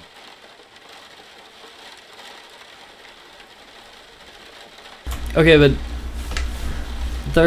it's more than just RNG though. Like in a game that's fully deterministic and there's no RNG, there's like a probabilistic thing with, well, when you're making inputs at 60 frames a second or 30 frames a second or whatever the frame rate, whatever, you're making inputs, there's like a kind of human error element to that. And maybe that's one of the reasons why I liked Cosmic Blocks, is because, I mean, I gave a time limit of like 45 seconds, and that could be like 1 minute or whatever, but you would pick your exact move, right? There's not like input error, unless you're like scrambling at the last second or something, you run out of time while you're thinking. Because I like the idea of like, I don't want to highlight the flaws of like human reaction time. Like that's not interesting to me. Like I don't find it interesting at all. So that's not something I want to test in like the scoring or like the, like what gets you that lowest time or whatever. Like I care more about, like you can think about games that design inputs to Like, there are buffer systems that try to capture player intention without like requiring some exact like hyper like frame perfect shit, right? Because like the frame perfect aspect of it is maybe, to my view, I think of it as less interesting than the thinking on your feet, I guess, or like the intuitive aspect of it.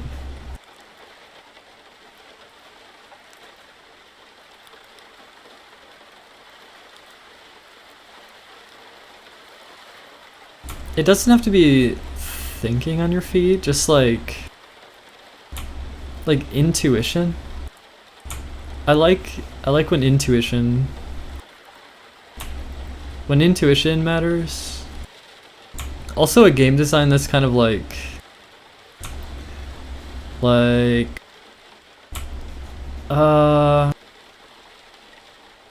made a video about this. I was talking about like game mechanics on gradients, where instead of there being like all these hard cutoffs, it's something really smooth and dynamic where like supreme exactness. I mean, it should be rewarding to be. Pretty good at relying on intuition. Yes, actually, yes, because they're so dynamic, because you're playing against another player and there's oftentimes a lot of like variability in what can happen, and so you're being put in unique situations. And I guess roguelikes are a good single player like example of intuition, I think. Although I'm sure you can get fucked by RNG in plenty of those also, but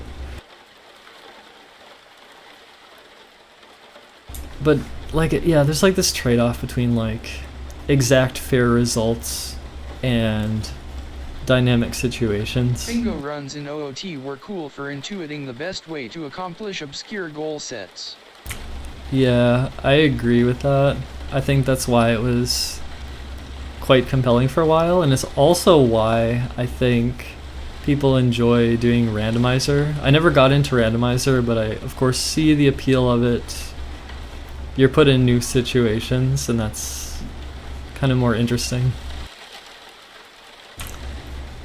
But yeah, it's like let's say there was like with bingo thing, it was like Can you do that? wait, can I do what? Sorry. Like a randomizer thing? I mean, I think that stuff is interesting, and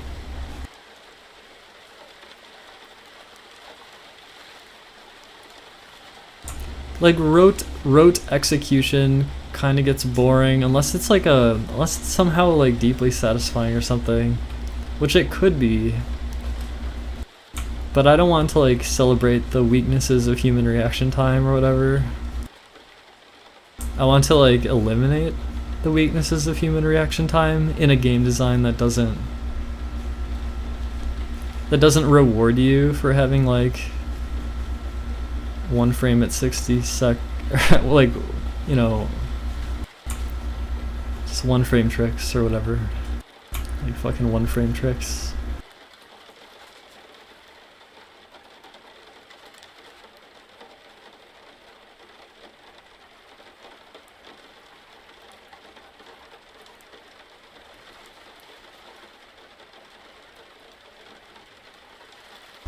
Like, I don't want a game design where a player is trying to emulate a task.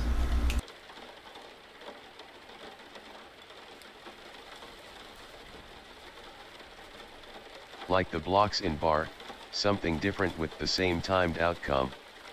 Different goals.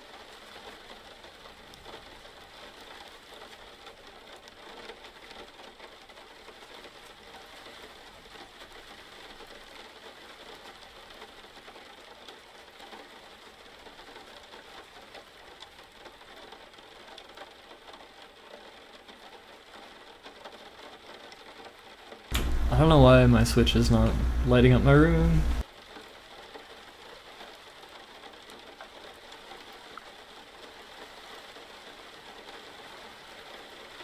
I think I understand.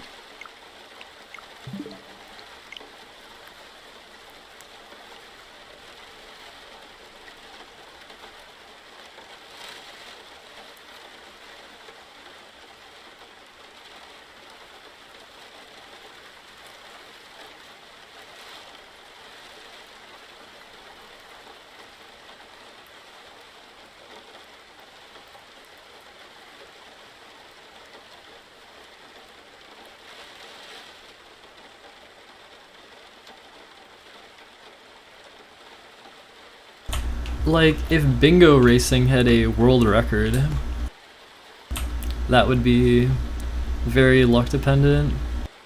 Unless you're free to choose any seed you want, and then someone would find a really fast seed and then make it basically a rote execution thing, because you would have it all pre-figured out, right? Then you could just make a task for the fastest seed. I just found out about Apollo Legend. That's so sad. And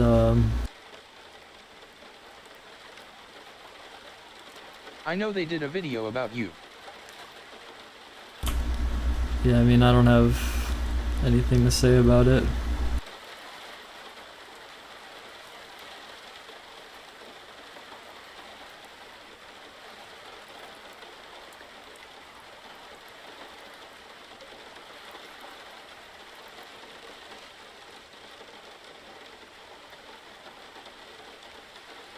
There's been like a lot of notable suicides though. Like, a lot of suicides that I've seen.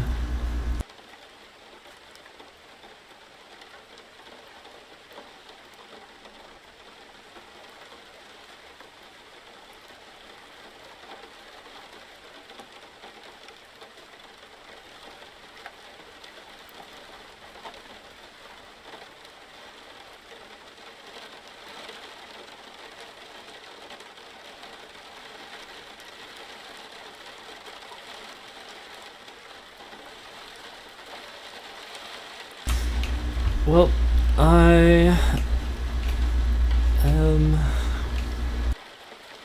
It struck me for a while.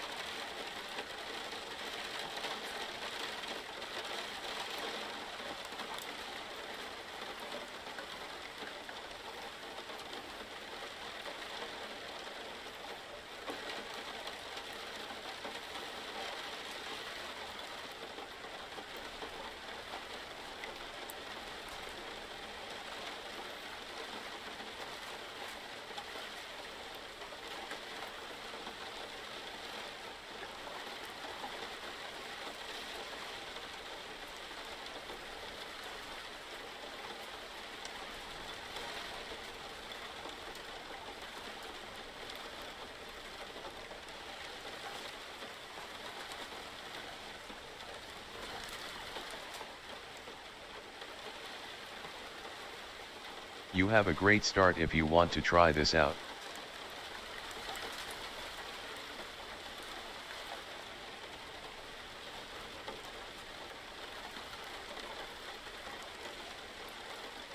I have a great start if I want to try this out. I only have these thoughts. I don't have a great start because I don't know what I'm supposed to be making. Or like, what makes the most sense to make?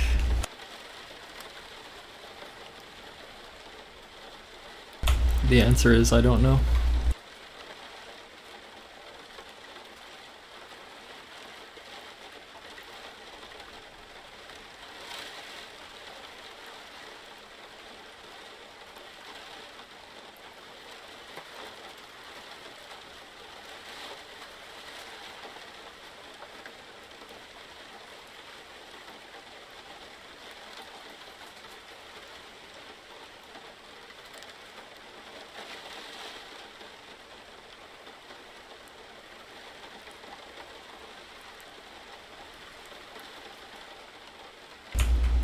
That thought about like the wave race waves though does kind of come back to me a bit. Because imagine you're making a game where you're trying to get from A to B, and the level's the same every time. But there's like some subtle forces that are like making it varied enough every time that you can't script the input. And that... But it shouldn't be troll, like it should... I don't know. Maybe it doesn't really make that much sense to do it like that. Because the aspect of player decision making is also not really addressed by that so much. I guess with Beetle Adventure Racing, the idea of you have a speed and you have like an acceleration, and it takes time to accelerate and decelerate, so you have like, you're on a projected course for what, like, you know what I mean? Like there's all these like, it's like a little bit, it taps into the play-by-feel aspect a little bit. Me back. Like I like the play-by-feel idea, or like concepts. Play it by feeling, you feel it out. Intuition and feeling expressed in a game with a measured result in the end.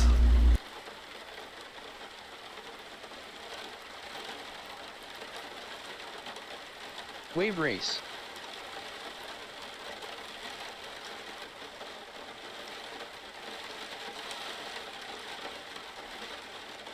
Do you want to watch a Wave Race 64 speedrun?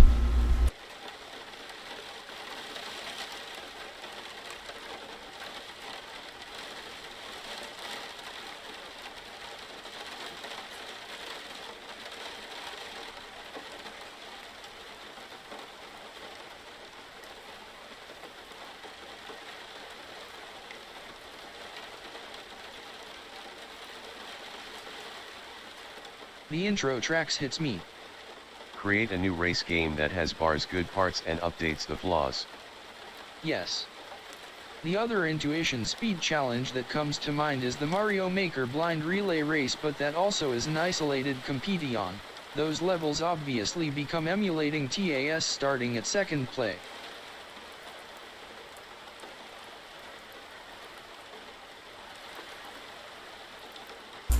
Drake Lake in 1 minute 10 seconds, .996.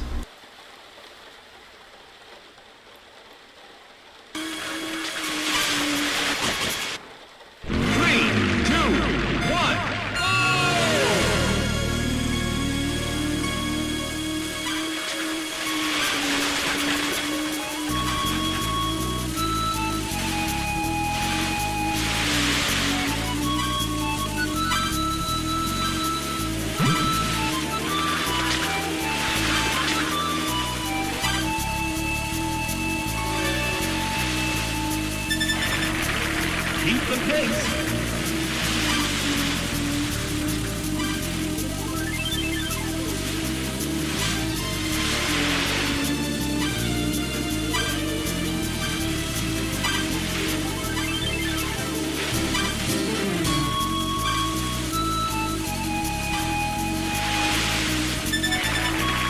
Keep the pace.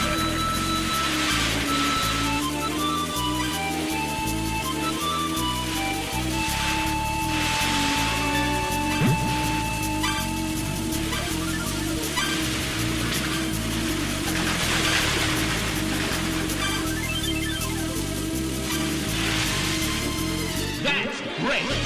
A new record!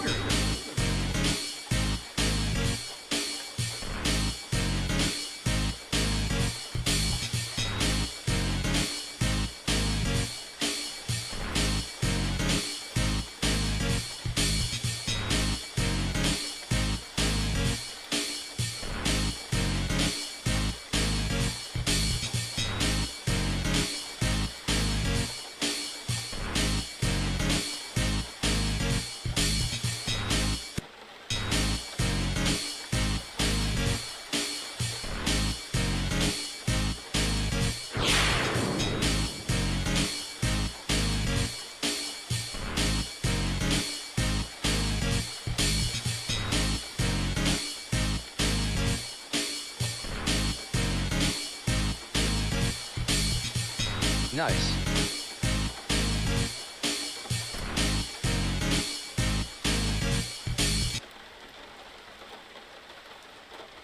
Can you feel water physics?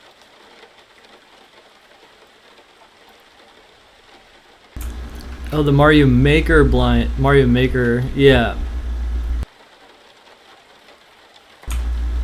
Yeah, for sure. Yeah, actually, Mario Maker races. Well, I guess there's some troll stuff unless you're playing like if I don't know what they actually do for the Mario Maker races, but I'm assuming if they play something like expert instead of super expert. I mean, I guess you could play. I mean, if you look at Orator, is that his name? His stream. Like he has I believe he has the current Super Mario Maker 2 super expert world record for a number of stages completed. So that's an interesting one too. But there's also those Mario Maker races that maybe use expert instead of super expert. Because otherwise it's a little bit, well, I don't know. It's just there can be some really troll shit, but with the thing with the race though, I guess you would get a different set of levels unless you're both playing like a pre-made thing or something. But yeah, Mario Maker does lend itself to a lot of possibilities. I actually did a speedrun of a Mario Maker 2 level by Wispy, and I think I uploaded that video to YouTube. But I'm not really a Mario player. About a ninja game in a water world where you race to get scrolls. I think GDQ has custom-made levels the runners have just not seen before. Right, I think that's also correct, yeah. Because I think I remember watching one of those for sure. So they were playing like the same set of levels, but it was new to the runner, right? Yeah.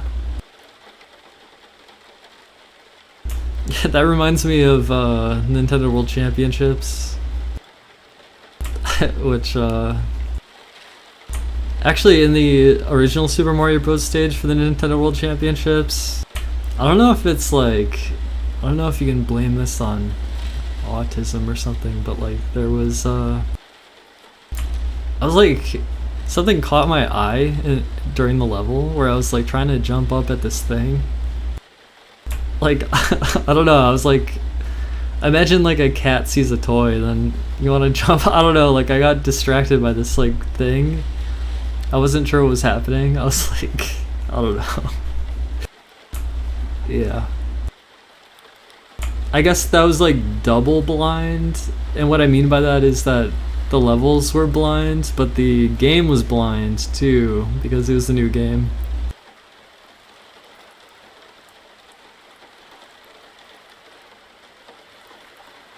But yeah, like,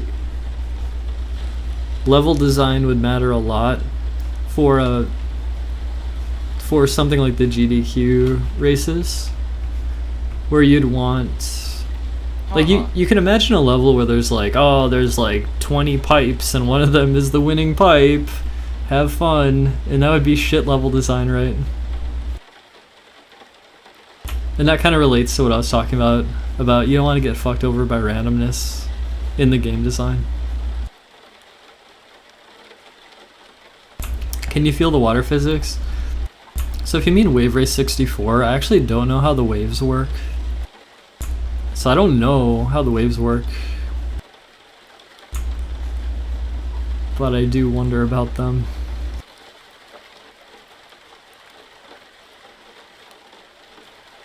Like maybe it's just the same every time. Maybe it just like sets it up. You retry the level and it sets it up from an initial state. That's always the same. Maybe.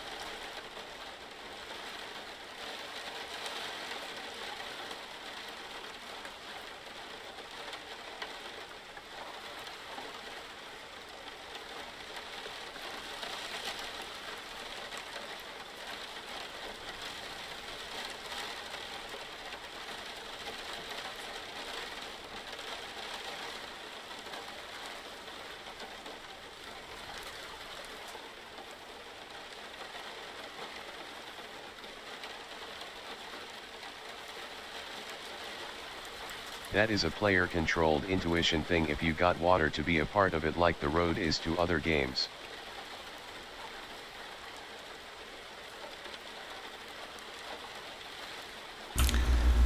Well, what the road is in other games, it's not so much the road so much as your current position, your current velocity, and like whatever state of acceleration that you're in. And also the fact it takes time to both turn and accelerate, and like how far you're currently turning and everything. So like all these variables combine to give you your current state. And that's a little bit more high dimensional than something where like, I don't know, let's say you're holding right in a 2D side scroller and you have to jump at certain times. Like the state is more complicated. And so the future state, like it has to account for all those things. 2D game does have acceleration and it has position and if you're jumping or whatever, but those more complex states, they're like kind of more high dimensional states because there's more variables involved. It's not just a 2D 3D thing, but like the number of relevant variables that make up your current state.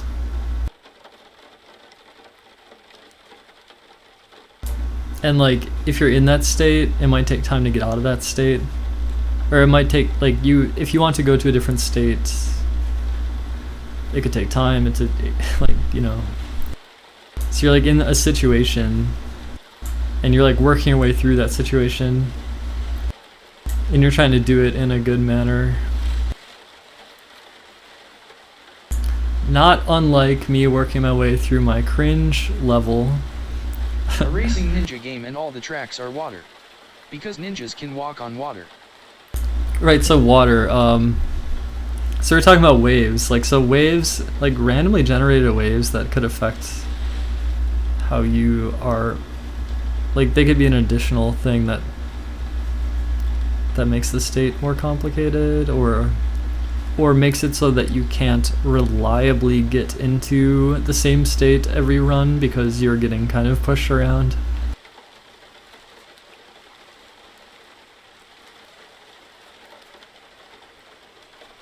So games that are like, you want kind of a high dimensional state and you want the player to like intuitively like navigate it in a way that's not so easily describable. You want intuition to win, like correct intuition. You want to reward intuition.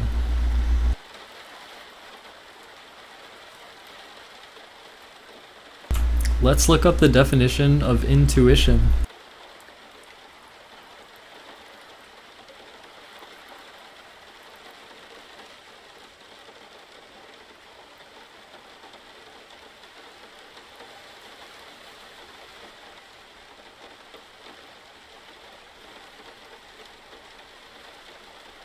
Intuition is the ability to acquire knowledge without recourse to conscious reasoning. 234.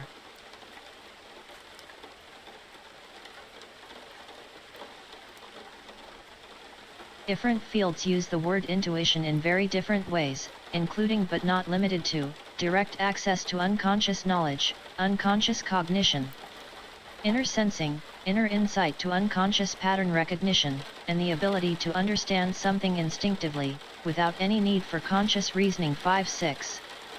They could see the random wave approaching.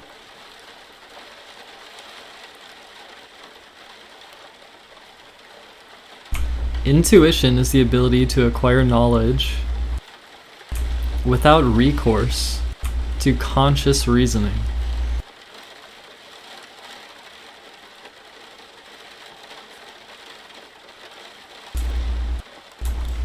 Different fields use the word intuition in very different ways, including but not limited to direct access to unconscious knowledge, unconscious cognition, inner sensing, inner insight to unconscious pattern recognition, and the ability to understand something instinctively without any need for conscious reasoning.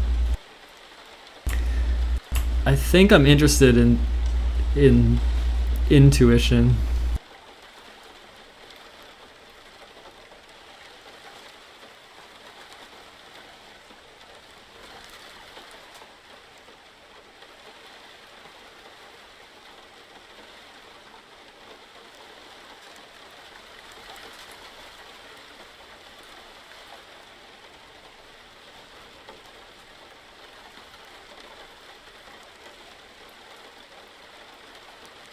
Indeed.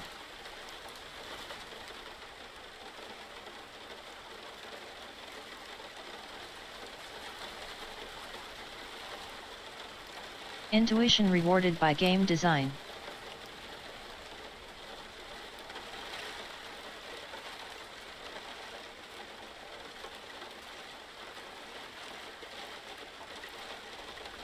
The game design rewards intuition.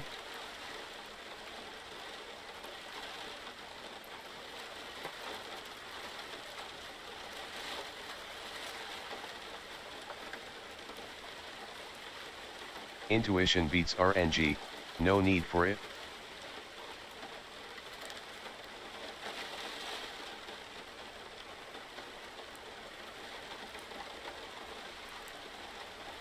The game design rewards intuition very clearly and purely without extraneous negatives.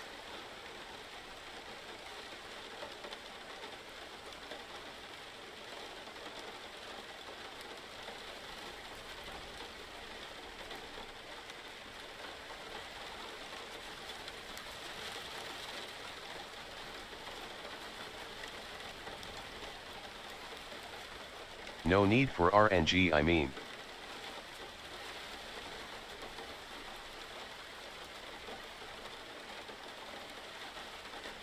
Intuition is something that can't be accounted for when designing games for everyone. Because most people lack it.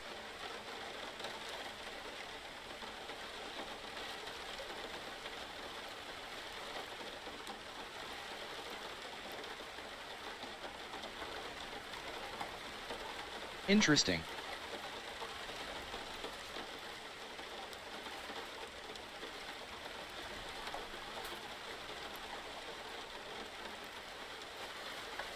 No need for RNG, yet I keep getting fixated on ideas about seeded randomness.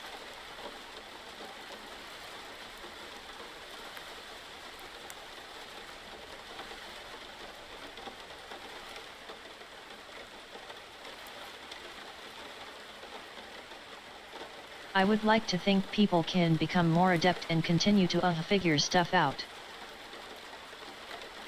Talent exists. But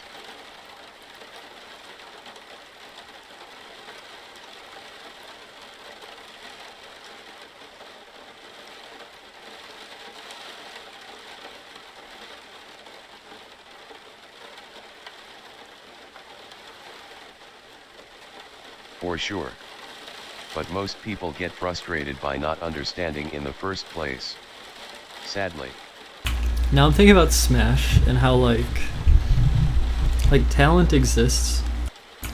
Some people have talent, and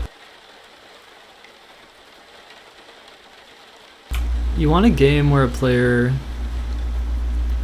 of the player's identity is tied to the game almost. Like someone is a smasher, or someone is a speedrunner, but not necessarily so general. They could just be really into this one game, or a one class of character, like one character in one game, or they start to identify with the character, or they start to, and I'm not saying just in a story sense, but in a gameplay sense. Like a way of playing that's different than the way other people play. Uniqueness, curation, choice, identity, expression. So all of those things may get only partially reflected or not reflected very well depending on what it is that you're building, I guess. But if you have something where, I don't know, I'm not sure.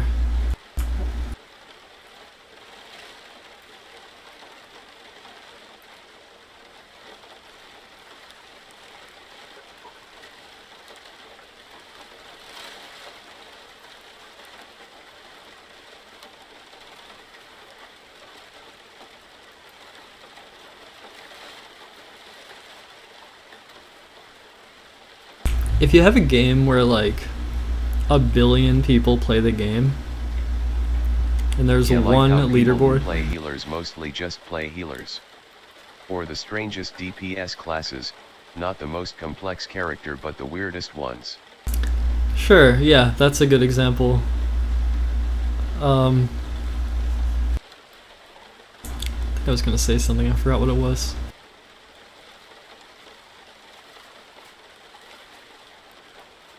Oh yeah, like if you did have a game with like 1 billion people playing it and there's this one leaderboard for the game. I mean, if the game is like, oh, how good are you at high dimensional abstract reasoning or whatever, right? Like, that might not be a game you want to play for all eternity. That might be a game where you want to find other things that give your life meaning. So even if it is a really good measure of like whatever intuitive prowess you have, it might not be unique enough, or like it might not be like rewarding, or So you want to create a game to give people meaning? I feel like if it doesn't have meaning to the player, then the passion dies. Something like that.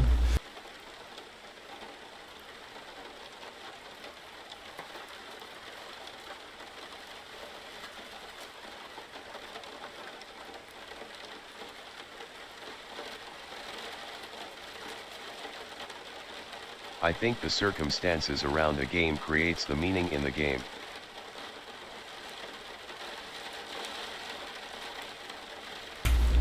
What do you mean by circumstances? I mean, I kind of agree with you, but everything is so vague. I feel like I'm like, everything's foggy. Like, my game design ideas are Like so Smash foggy. got big because it's a fun game to play with friends. And the status of being the best made tournaments. Sure. Well, look at how many N64 games are still being played today.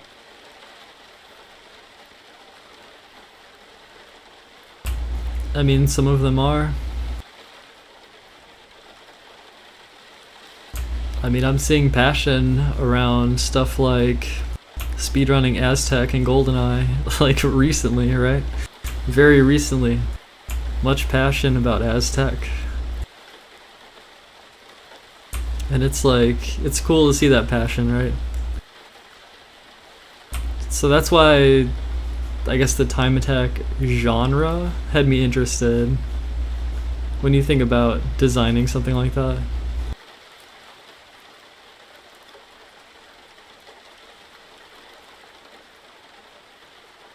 Because that passion,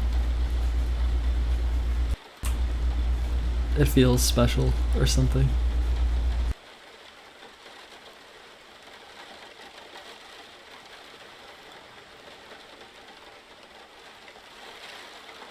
And certain games like kind of lend themselves. Nostalgia does also boost N64 games. It's our childhood where the initial spark and love for games started. I think plays a big part in older speed games in particular. There is the nostalgia factor, but there's also, I think there's more than just the nostalgia. It's not just nostalgia. I mean, I play modern games also, but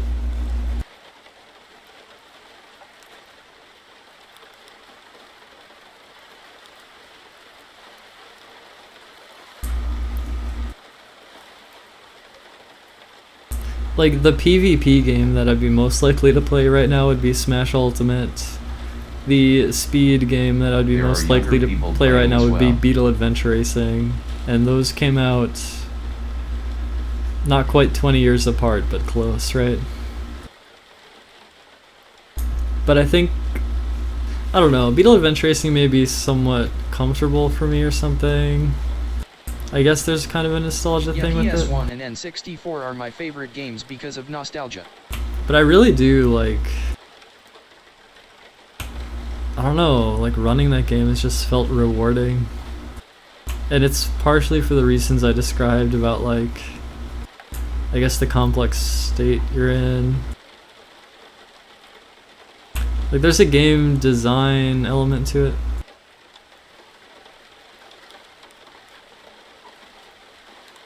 I love OOT and will always love it.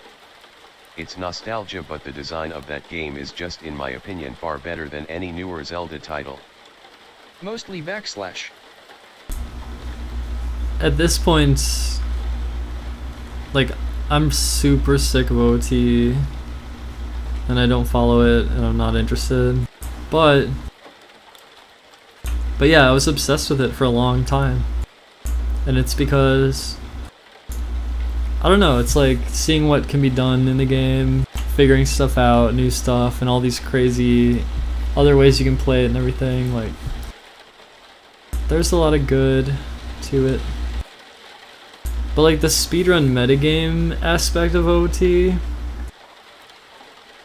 like I'm not interested You were in right it really. about how racing game dynamics have changed and the older games' mechanics are looser and better. Well, I did buy a racing game recently, and like, it let you freely customize a lot of stuff without penalizing you. So you could turn it on like easy mode, or make it as hard as you want to, and like the time trial stuff was, I think, like a single lap. And you could again customize it however you wanted to, and it just felt like really, it felt so, it felt like it was not a time attack game because it was so, it was like a toolbox, it was like a sandbox or something. It didn't feel like it gave me the time attack goodness that I wanted or something. Also, I think the realistic driving mechanics felt, What was it? I forgot what it was called. But like, it was like real, it was like a simulator, like realistic racing. Overproduced. And so with the simulator, you do have a lot more variables, right? So the state is even more complex, I guess. I wonder if there's such a thing as the state becoming too complex and it actually being detrimental to the game design. Very possible that that's the case. You might want to limit the complexity in some ways. I'm not really sure though. I think it just didn't like set itself up very well for like something like a time attack.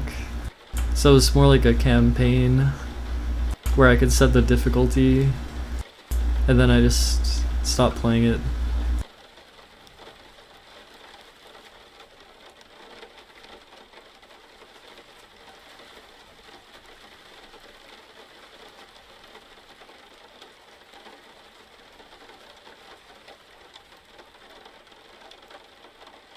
Grid Autosport. Right, that's the name of it, yeah.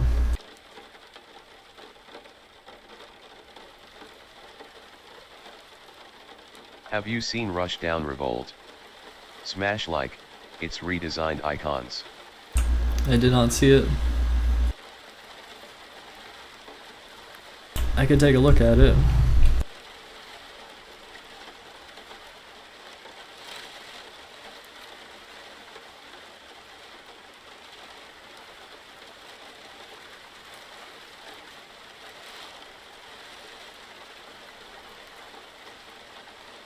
Two, one, rush. Goat.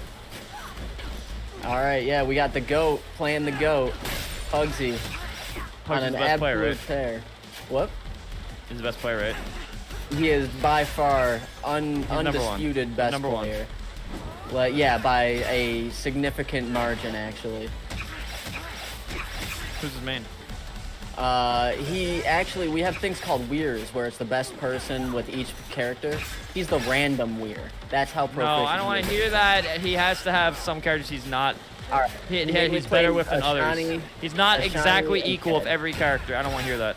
No, he's not equal with every character. I would say Ashani is his main. I feel like I think I did an interview with him and he said Ashani was. Who's Ashani? Which one? Ashani is Falcon Cheek. Oh, okay. The main character. Yeah.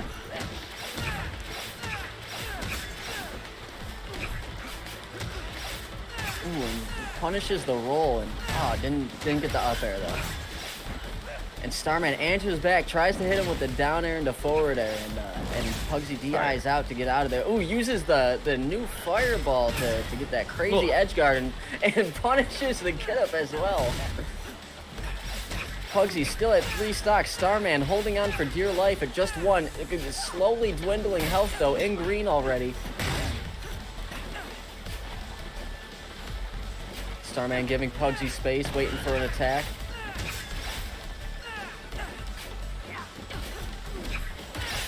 Ooh, gets the fair, into the fair, into another fair, but gets bursted out of it.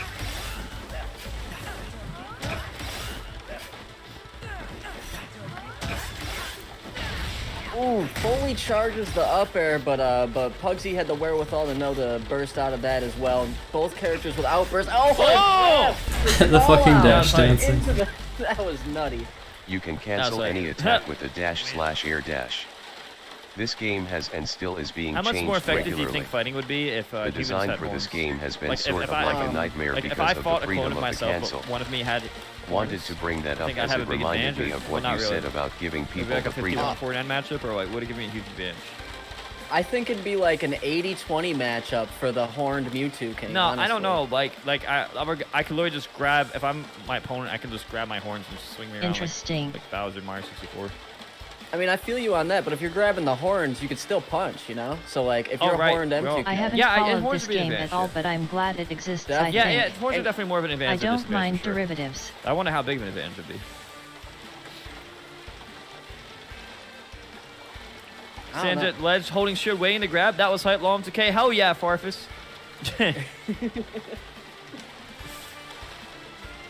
Oh, the fastest kill... Man. Cost nothing.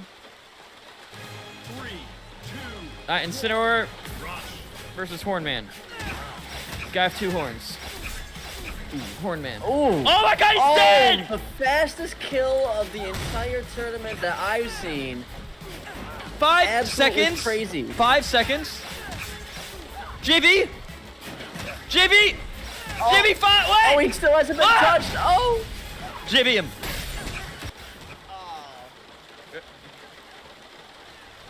Yeah, no. Again, Pugsy's proficiency with Kid is astounding. Again, probably That his game looks second best interesting. character. Might try it And since Kid I is can't also play cracked Smash. right now too. If Kid was on the tier list, he'd be 1 tier below Gun Guy. Freedom for the player feels On my amazing, tier list. but for the designer it becomes very hard to deal with. Because you can't limit people. It becomes an issue where, as you just saw, Again, the little destroying goat just Starman fair. off the side with those, 6 with times those, in a row. Fairs. Just absolutely brutalizing him. Still at 3 stocks. In red though. Starman has an opportunity here. Goes for the grab, gets punished. You can tell when they try to grab because it glows green. Like right there. You said don't get grabbed. Yeah, no, it's real fun hearing "Don't Get Grabbed" all the time when she grabs you. She's the only character that tells you how to beat her. That's pretty fun. Our grappler in any game. Don't get grabbed. Congrats, winning, man. Ooh, good patience on those 2 up tilts and the forward tilt. Ooh, does not get the kill off the top with that up air. Oh, but has an opportunity in that dark position. Ledge lob, up air, up tilt down. Horn man wins. Yeah, you got me stuck on this horn matchup thing. I feel like your kill potential if you had horns would just like skyrocket, you know? Well, like, those horns aren't really. 50 cents gets added to the pot, and you can continue to donate.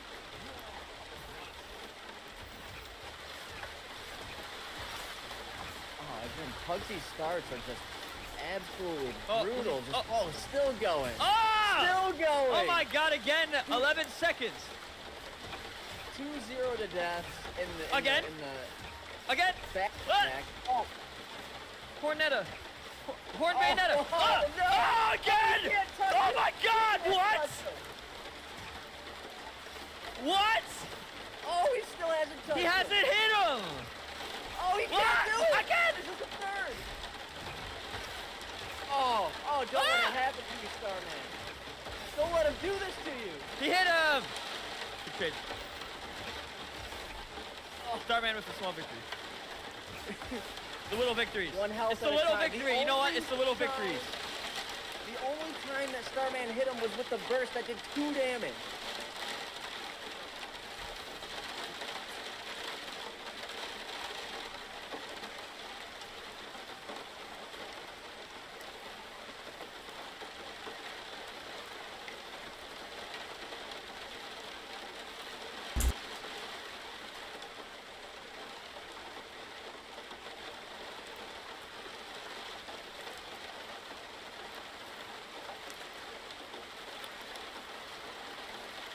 Okay, so despite everything right now, I feel like I haven't quite figured out. I still, like, this is where I'm stuck, you see. If you've listened to this entire stream, then you probably have ideas about the way I'm thinking about game design, but not getting to the point of having a concrete plan. And that's kind of, I've kind of been stuck for pretty long. Like if I was to find something passionate to work on, that would be nice.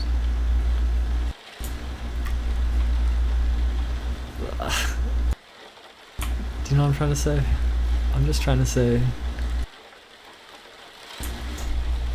I haven't figured out what makes sense. What type of game do you enjoy and want to make? I have not heard the entire stream. Well, I was talking earlier about making a game.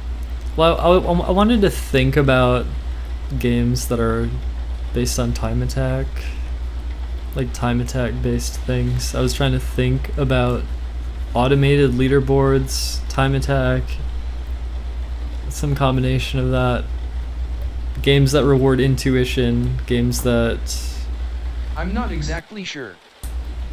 Games that a player kind of gets entwined with. I don't know though. I mean, maybe my best bet is just to do like a sequel to Cosmic Blocks. I mean, that would at least give me something to start with. But that's not time attack at all, that's something different.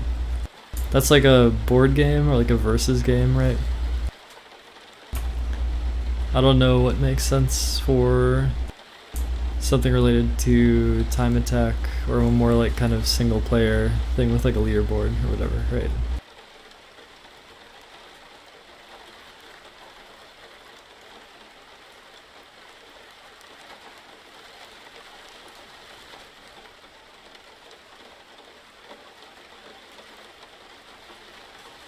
So Have this you thought about like an arcade racer?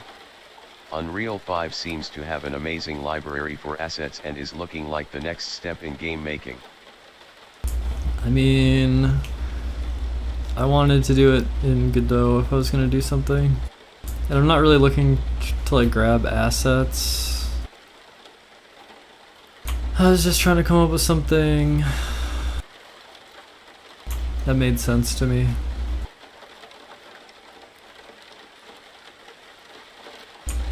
Like at this point I'm thinking, okay, I remembered how to set up client server. I got an initial little piece of that set up. If I wanted to continue doing that, I could do that next time. And that perhaps what I could do now is to watch serial experiments lane and fall asleep.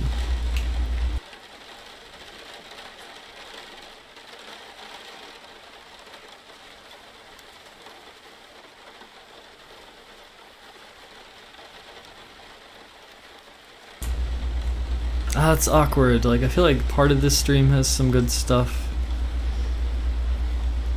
I don't know. I think the stream...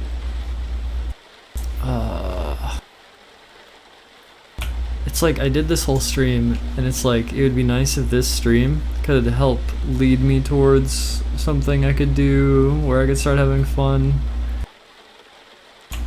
And I feel like maybe I need a little bit of discussion with people to help me figure out what to do. But also kind of want to just like unlist the stream. Oh, okay. I don't know.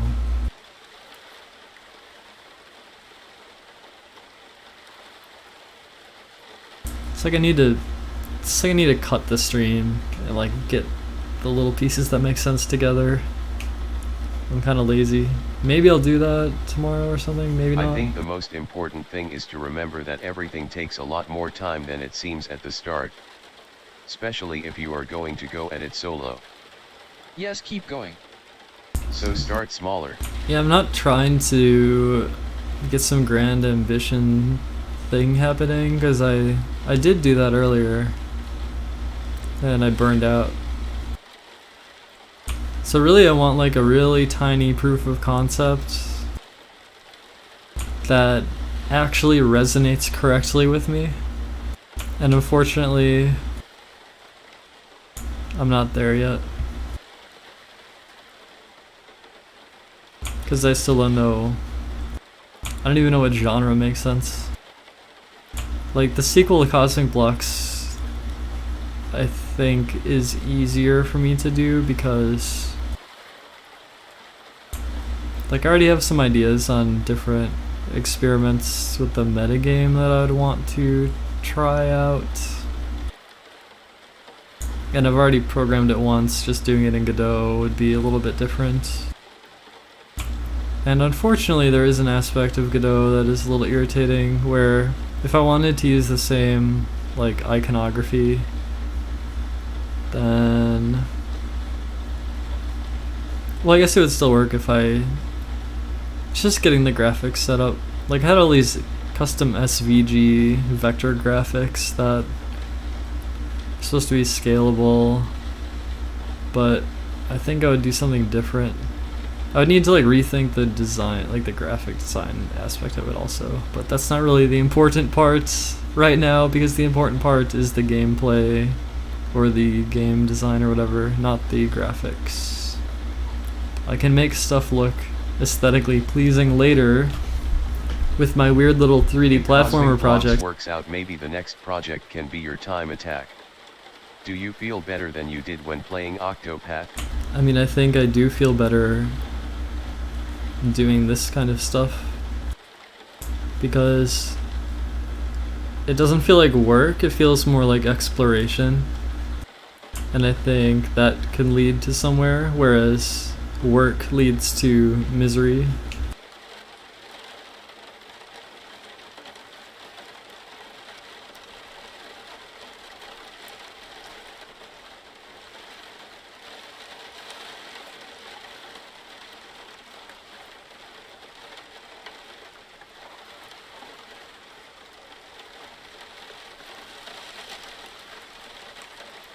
I would suggest building a billboard with projects you enjoy. And think about combinations, smaller scale. If you have an idea, write it up and redo the billboard with more projects. Just to have some kind of project to think about. What do you mean by billboard?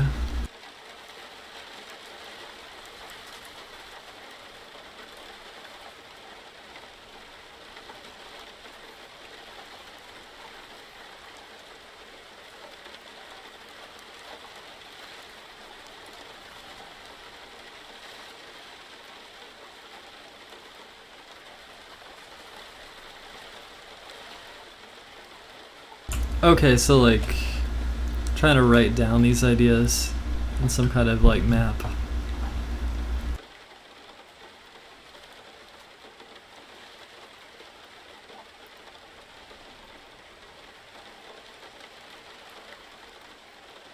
I mean, I wonder if it makes sense to try to continue tonight or to end the stream soon. But I mean, I could open Krita and then start drawing stuff out. I don't have my tablet set up, but I could just use the mouse, I guess. It'd be easier with the tablet. But I don't know, I'm not sure.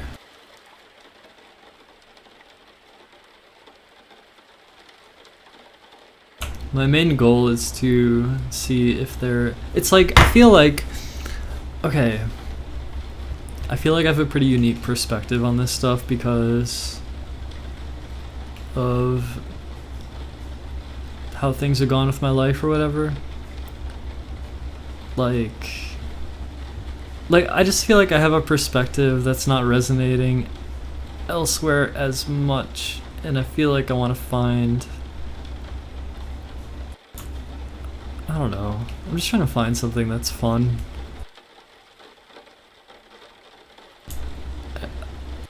I really just want to find something that's fun, that takes all these things into consideration, because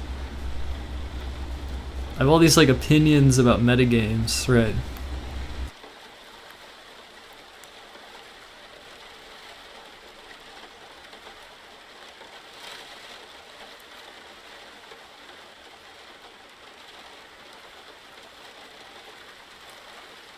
I feel like the lighting on my face is really weird, but I installed Flux recently, so I got that like, it's nighttime, so I got that like,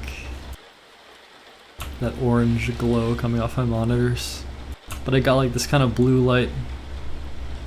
I don't know, I just got like, it feels like this weird green, like toxic look or something. It's very weird. But I don't know what it actually looks like without Flux enabled. So I'm just like,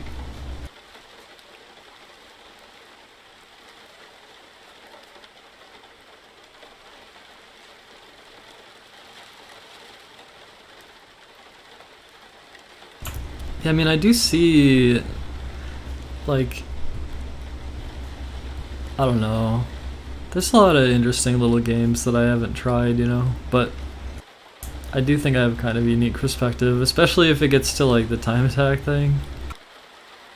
But also Cosmic Blocks was like pretty cool, and I think it could be interesting to continue to push that direction. Yeah, I needed it because actually when I was originally doing the Octopath streams, I would like open up a spreadsheet and it's like white pixels in the middle of nighttime and it's like blowing out my face in the camera, but it's also just really annoying to look at too.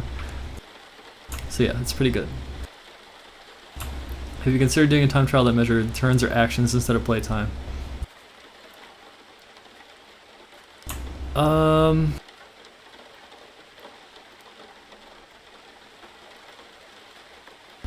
I guess Cosmic Blocks, it's not a time trial, but it is definitely like turns and actions, right? It's not super fluid.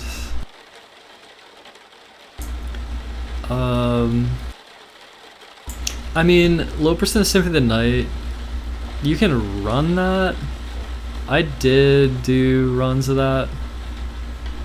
Actually, it's almost a misnomer. There's like low percent. It was like a fake, I don't know. I ran something that was basically you only get one relic, the wolf relic. And not that you're doing low percent map coverage. It was really misleading, I guess. Sometimes the naming and speedrunning is really jank. But yeah, like, right, so like, in that case, it's like a counter you're trying to minimize, and the time doesn't matter. Although you can do this thing where you like, the faster run wins, but it goes by the counter first. So it's like the best run could be 37 minutes with the number 19. The second place run could be like an hour and 31 minutes with the number 19. And the third place run could be like 15 minutes with the number 20, right? So you can do stuff like that, I guess.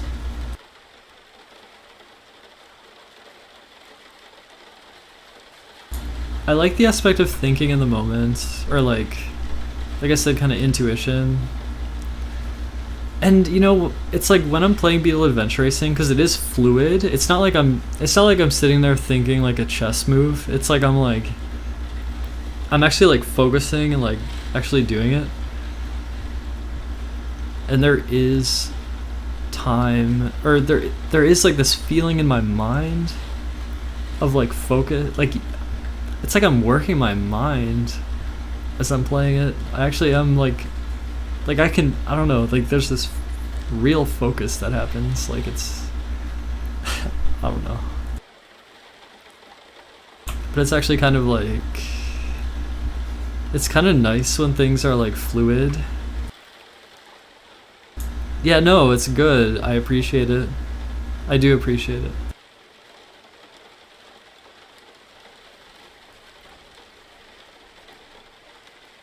I think I have more energy for something like this than I do for like grinding RPG battles right now.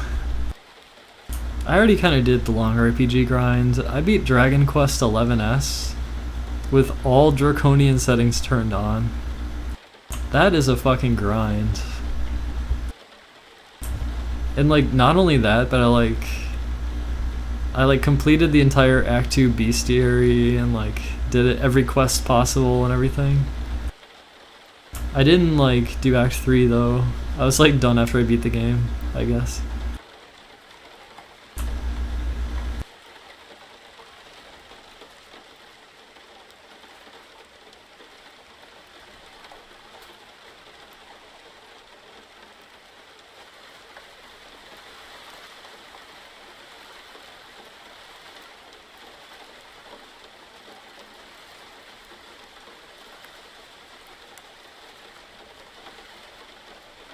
Hey, did my text-to-speech stop working? Oh, weird. What happened to my text-to-speech? You want to reward smart play, not only quick play. What in... where did my text-to-speech go? What the fuck?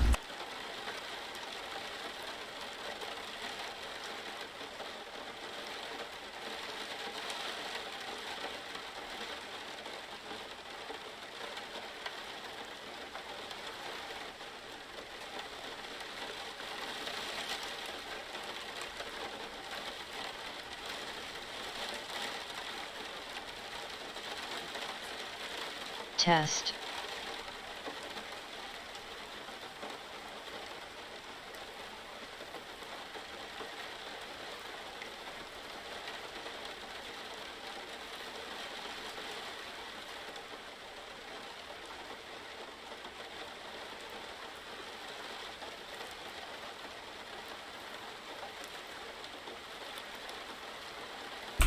I think I need to learn to relax a little bit. I'm not very good at it.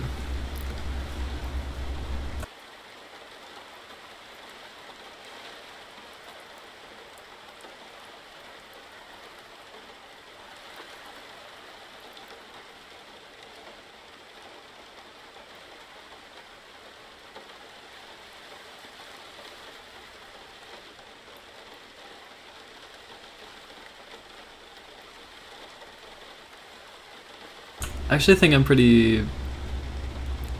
feeling pretty done with this stream right now.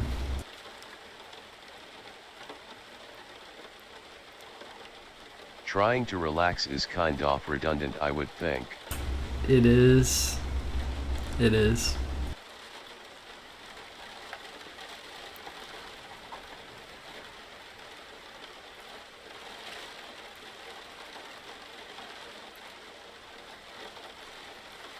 I think I mean in the context of streaming. I think I'm just kind of like...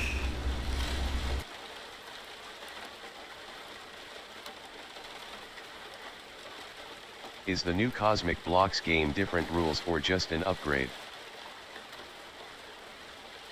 Well, it doesn't exist yet, but I wanted to change some of the mechanics. Specifically, where you can place blocks. I don't want the entire board to be open on turn 1. That was like one of the major things. I also wanted to encourage random maps. Almost like it's kind of like how I would prefer to play chess 960 instead of chess. Just increases the variety.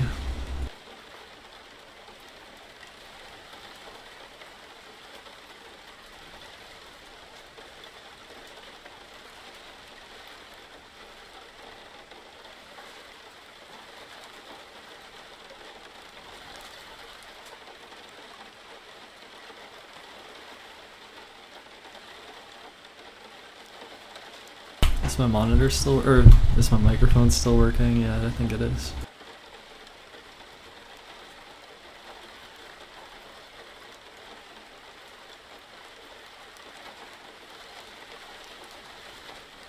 You know, I don't think I've changed much in the last few years. I feel like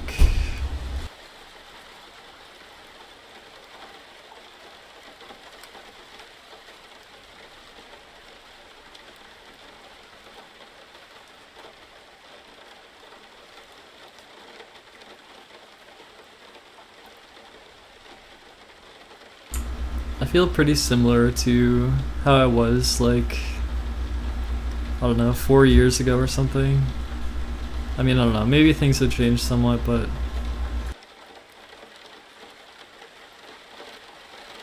I feel that sentiment.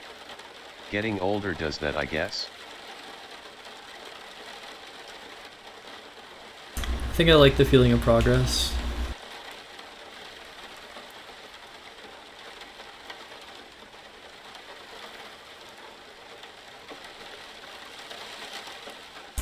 But I think as far as like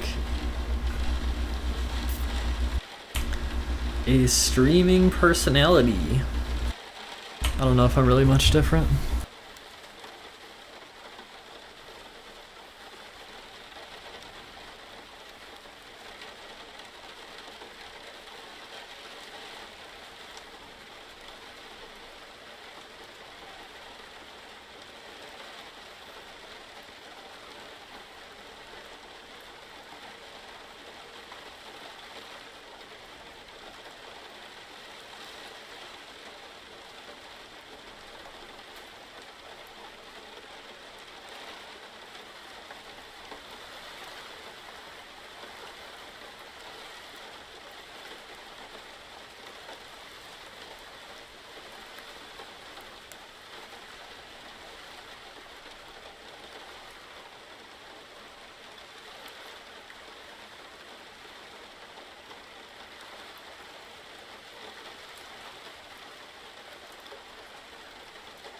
Well, keep this energy going.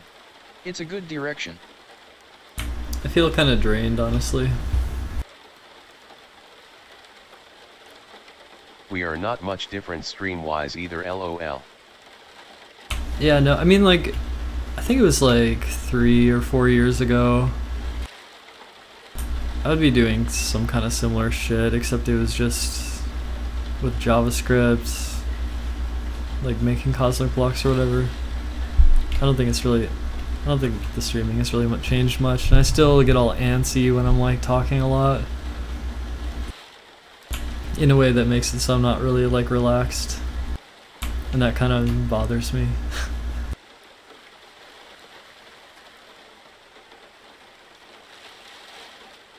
Like, I just want to... I think I'm just gonna go watch more episodes of Lane and then go to sleep. Because I think I'm not gonna make any more progress tonight.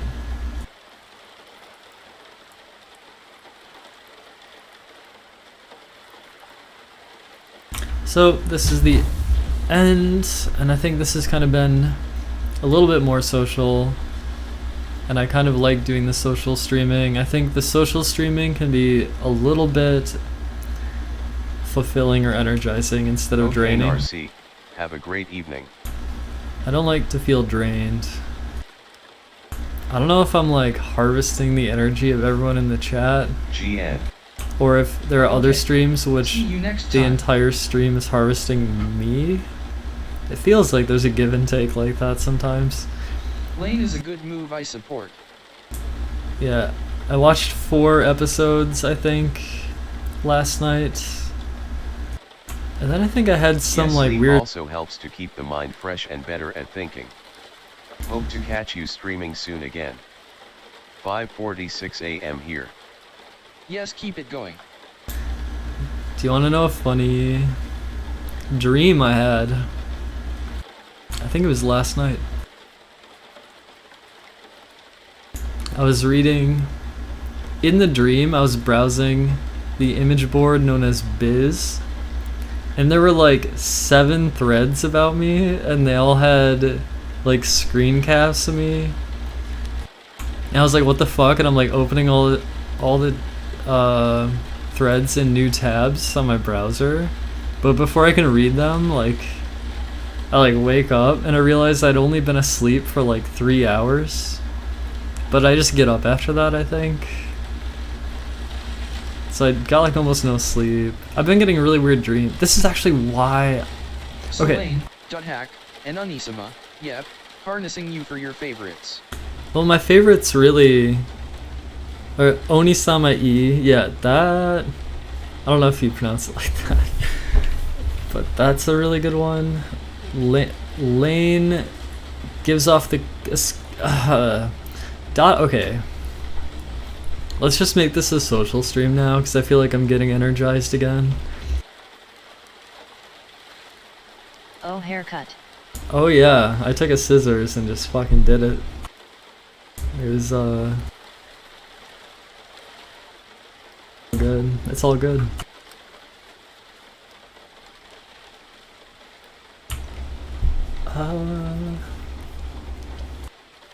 Shit. I They're was gonna called say... barber swords. Okay, so the reason I did vape the weed today is because I was getting like crazy dreams. This happens after you abruptly stop, because like weed kind of cancels out dreams. And then if you abruptly stop, I think the brain doesn't appreciate the sudden adjustment. I was getting like weird headaches, and then I was getting like... I had such like I had like passionate dreams where I'm like really like passionate in the dream, and I wake up and I've only been asleep for like 2 hours, then I can't fall asleep again after that. Like I'm just trying to like... I think things that I want to happen to me should be mostly gradual things and not sudden abrupt things. So suddenly quitting weed really abruptly was like... It was like too much. And after I did the small dose like earlier today, like in the first few minutes after I realized I'm feeling it, it's like a really good feeling. It's like, I really like this mindset I'm in right now. And yeah, there's pitfalls with this, but Could it be I just that need to it's not stress overdo it. without it that is causing headaches, the drained feeling and stressful dreams? The drained feeling can come from... It's possible to like use up a bunch of energy while streaming and then feel like it's not getting replenished in any way, and Then then why feel it's getting drained. hot. The stressful dreams are a direct result of instantly cutting the weed usage. For Like, sure. also, I did do too much that one day, so I had like a bad experience. So the combination of having a bad experience and then also suddenly cutting it abruptly led to really... I guess you could call them stressful dreams. They're really like... Yeah, they're really strong dreams that wake me up too early. So I'm just trying to like find a balance. So, alright, so now let's move on to this. So Onisama E, really good. Or really comfy. Gradualism is an important principle. I think it is. Dot hack. The stories in dot hack feel ultimately very frustrating at the end. Or maybe not at the end, but like it's easy to feel kind of frustrated by it. But I think it has such a dreamlike quality. Like dot hack sign and dot hack roots both have the same dreamlike quality. It's like about an MMO. They're in an MMO virtual game or whatever, right? But it's so dreamlike in comparison to other stuff like Sword Art Online, which is not dreamlike at all. Like the dot hack stuff is really dreamlike, and I think that that aspect of it is really appealing to me. And Lane. First of all, Lane actually just feels relevant right now. Dot hack is noticeably old, but still has its charm. Yeah, the dreamlike quality can be both good and bad. Immersive. I mean, I gave dot hack these low ratings on my anime list, but the dreamlike quality, I don't know how to describe it really.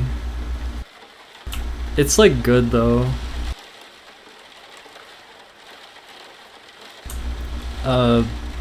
Lane just kind of feels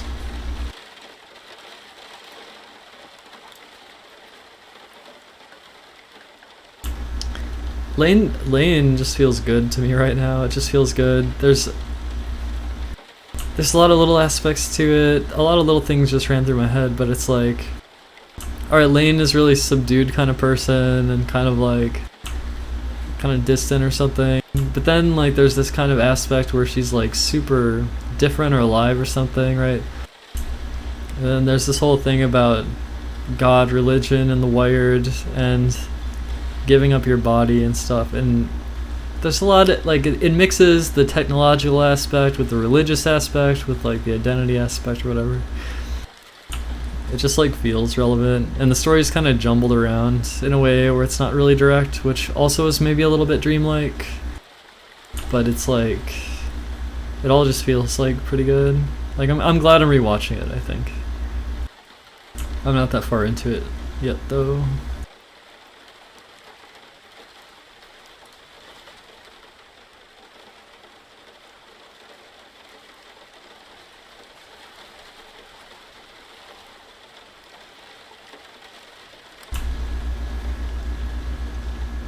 Like, it makes me think of the concept of being enabled. I don't mean that in a negative way, in fact, quite the opposite. I mean it in a way where it's like, there are times where I feel kind of dead inside or whatever, like, not dead, but like, subdued, right? And there are other times where I feel like empowered, enabled, and like, I'm like, and sometimes these talk streams feel kind of enabling to me. In a way that feels like right. It feels good. The elements about identity belonging to others vs the self probably hits different as a streamer. I should think about that. And also just think about that concept as well. I guess Evangelion had that kind of stuff going on at the end also, but yeah, I think I'm gonna be into Lane for a while. Like, I wouldn't mind, like, well, I don't know. It feels right now. The anime Triumph of the Will has an able feeling to it. I actually have not seen that. I think another one is that I have not seen is Metropolis, which, to be fair, I don't know what themes it has, to be honest. I did watch, I think, an old movie named Metropolis, which may have been, the anime may have been based off of it somewhat or something.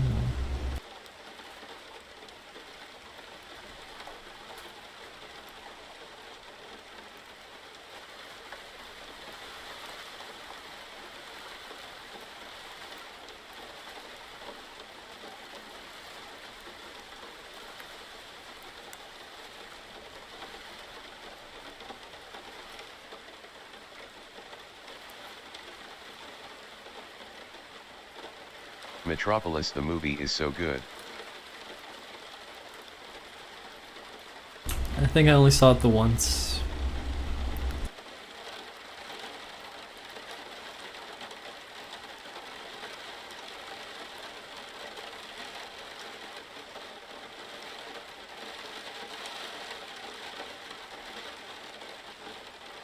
Anyway, thanks everyone for tuning in to this stream today.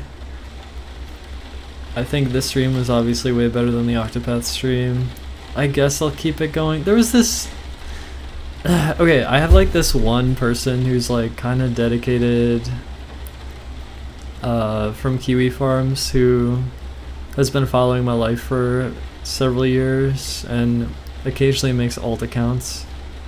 And so they were in here tonight at the beginning of the stream. So naturally the topics of discussion were like unfortunate, I guess. Later. So that makes me want to like I feel like the good parts of the stream came later. If there were good parts to this stream, they came after that point probably.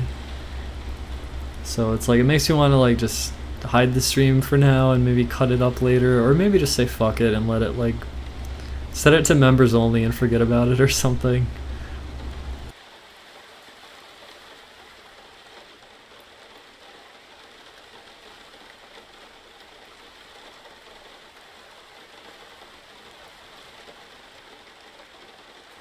But to be honest, I have not felt very enabled.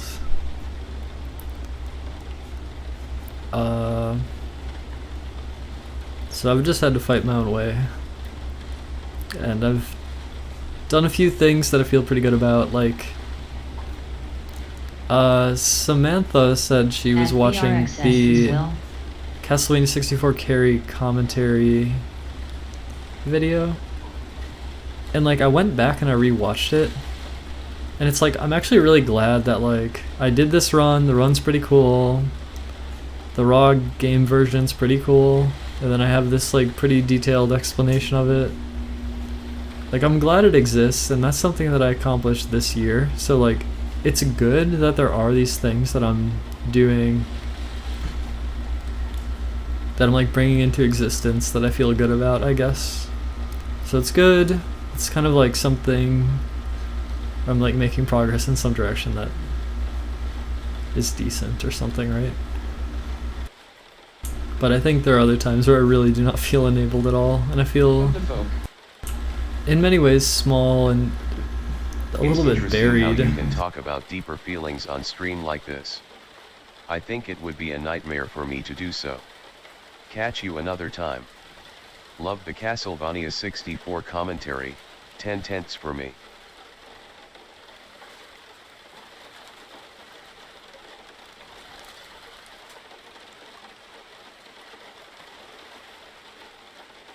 Thanks.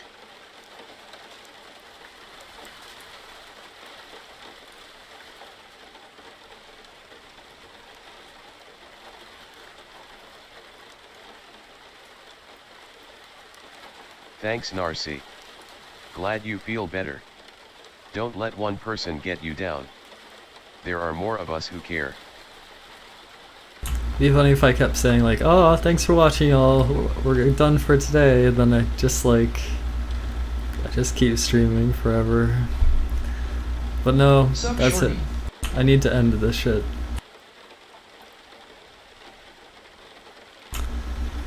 If I'm in the mood for more streams of this sort, then they will happen. I did take a break where I was just going back to, I think it was Smash for a while, then Beetle Adventure Racing. Got the new Inferno Wild time. It's still not that great, but it's not bad. So I don't know, like I don't always feel up for a stream like this, but tonight I did. Although Octopath was a mistake, so I don't know. I think it really comes down to not feeling drained. I think that's like the #1 aspect. Like if I can do streams where I don't feel like I'm just like, I shed all my energy and then I'm like a fucking miserable are they now? Showcase of these newer Beetle and Castlevania records, right? Trolls seem weeded out.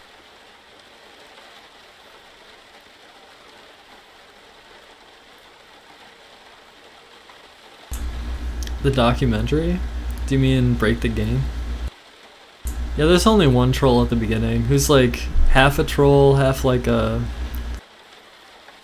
They're just like a negative Nancy. They're just negative. There's always bar LOL.